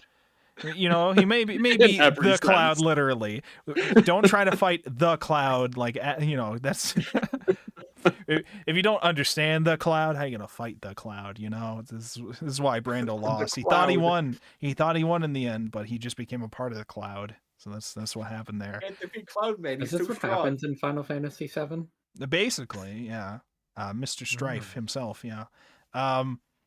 So, and then it's probably going to be that Gasite has to sacrifice himself in order to stop Pluto or convince Pluto to let everybody go, or I don't know what it is. But Gesite and Pluto are probably going to be the only permanent deaths that we have happen here, and everybody's going to come back. These are my predictions. I'm locking them in. Also, this will not solve robot racism. That will still be a thing. The robot KKK will still exist. They will be spinning the media from Pluto in their own way, and it'll be a whole thing. You know, speaking on racism, I'm actually really glad. Hang on, I'm actually really glad that they wear their clan hoodies while they're talking, so I forget their deal. I almost forgot like what their deal was until they wear the hoodies. You have to wear it inside, like in case you forget. I don't know why it always gets me. Like when the dude's lackeys coming in to report about like, oh, he keeps following Gesite, he's gonna kill Gesite. He's like wearing his hoodie up the whole time. It's like, I was like, why are you doing it? Like, how anonymous is this? Like, yeah, I was about to be like, well, obviously it's for preserving anonymity, but then there's that whole scene where they're like, all right, everyone, take off your hoods. Right? It's a serious business. It's time to get down to business. All right. Like for the exact moment where you would think anonymity would matter the most, and it's like, nope. By the way, we're all a bunch of fucking Nazis. I think if we're just being racist, we can be anonymous. But when we have to get into like a PR meeting, business time. I think I liked at first how it was presented. We're just following this one dude's life at first, and he's like, he tells his robot GPS in his car. He's like, okay, we're going to the meeting place now. And then you cut to after the meeting place. He's like, all right, now we're going to like the office or whatever. It's like, well, what just happened there or whatever? And then it's like, oh, that was the KKK rally that he typically goes to. And as you do, so we're every Sunday. We're just gonna go back to that now. Yeah, Just so some people go to church, some people go to the... and I did appreciate also, not only did we have the hoods up all the time. Those weren't always different places. I did appreciate that we always had the hoods up during the meetings, but then also, just to also remind you, we had people later on mention, oh yeah, the KR, the Ku Klux Klan, yeah, these guys are basically them, but like, the monitor. I appreciated them literally saying what they were too, because I had no idea. I didn't know. Every author uses subtext, and they're all cowards. Look, Shadow, hearts out to the people. Let me tell you, like, okay, I gotta tell you, like, it's a robot man doing that, and I was like, that's a Pluto reference right there. Base. Shadow has no idea what you're referencing, by the way, but he'll find out. If this was written for a Japanese audience, they probably actually need. A lot of them probably actually needed that, right? Like, I don't know how well known the KKK is outside of the U.S. Yeah, that makes sense then. Yeah, us Americanites, True. Well, I assume it's like the Western weebs, like they even the racist Western weebs like emulate Western like clan. You know what I mean? Like they have their own club. Maybe they took it from there. What? What? Anyways, I'm sorry. I feel like I missed something. Anyways, okay, robo racism. All right, I think we're wrapped up now, right? Unless anybody has anything else they want to mention, I think we're ready to wrap this up for this week. There's one thing I like to mention. What's up? What do you got for us? First, Fuse Hunter said they would really like a future where the word toast is a slur. And that's yeah. The hard T, yeah. Hold on, you bring up a good point. Let me read the messages that we got in the chat. I refreshed my Twitch page, so I don't see the older message, but I see them on my phone, so I can read it from there. Fuse Hunter's in the chat. Just one more case, I swear. I started this one late and was motivated to catch up for this week. I finished it by accident. Oh no, Fuse Hunter knows everything that's going to happen, and he's hearing us make all of our theories. I hope we're correct. I hope I'm correct. Okay. Correct about what? Everything.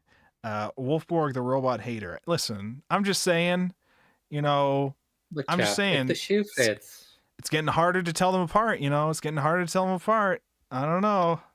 Isn't your best friend a robot? Oh my god. Listen. Wait, hold on. Since you're saying they all look the same, chap? Yeah. Don't you have a buddy that's a robot? Listen. What else do we have here? I want to live in the timeline where toaster is a slur. Not that I would say it, but it'd be funny. What? Just create a bigger, better robot, easy. Then put Hannibal Lecter bot in the driver's seat.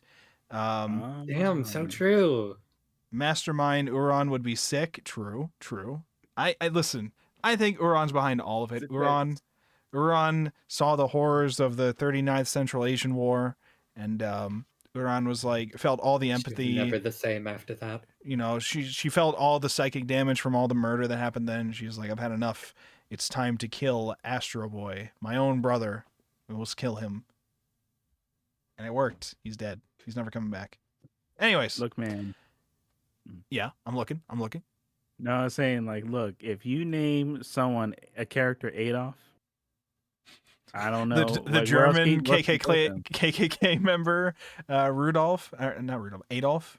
Rudolph is a very different character from Umineko. It all comes back to Umineko. Listen, I should know. Pluto is actually just defending the Nazi gold. This was just written by Kinzo. This is why there's no good women representation in this. Yeah. Just wrote Astrobot.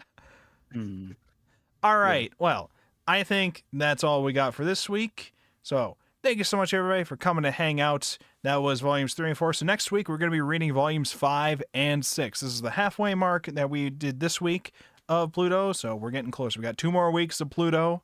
So we're going to be reading volumes 5 and 6 and discussing them next Thursday, 9 o'clock, the usual time. This weekend for our Saturday anime watch party that we have for book club. We are finished with Umineko as of last week. So this week we're going to be starting Azumanga Daioh, which we decided from rolling a random spin wheel of the animes that we have left. So Azumanga Daioh, we'll be starting that this week. We're going to be watching 6 episodes on Saturday. I think we said starting at 6 o'clock. So if you're around for that and are interested, we're going to be starting Azumanga Daioh. So I'm so interested in seeing how the anime is compared to the manga. So if you're interested in that, check out that. And if you're interested in checking out more episodes of the Anime Book Club and or being a part of the book club, you can go to YouTube, Twitch, or Kick. I'm on all these platforms. If you go to wolfborg.com, you can find my link to all these things, or you can go directly to youtube.wolfborg.com, twitch.wolfborg.com, or kick.wolfborg.com. You can also join the Discord at discord.wolfborg.com if you would like to be a part of the book club directly here on the server. You can grab yourself the book club role and you can discuss and all the fun memes and be a part of the discussions or votes for future stuff. So if you were interested in any of that, check out all those things. And we will see you all next week. Let me check real quick to see if there's anybody online that I know that I can raid. And then we will see you guys all next week. Okay, bye. Go say hi to Rocket Sage. They are doing geology news stuff. They're like a science Twitch streamer that I've known from long ago in the past. I haven't really checked out a lot of their stuff recently, but I see they're streaming now, so go check out them. They're doing geology memes, so enjoy that. Goodbye, gamers. Yes. That probably rocked me really good. Oh, damn. We should have raided them during the Land of the Lustrous reading, right? You know, so. Yeah, try and be like, is this true? Did this all really happen? Did you know? So stay safe, gamers. We'll see you next week. Goodbye, stream. Bye. Bye.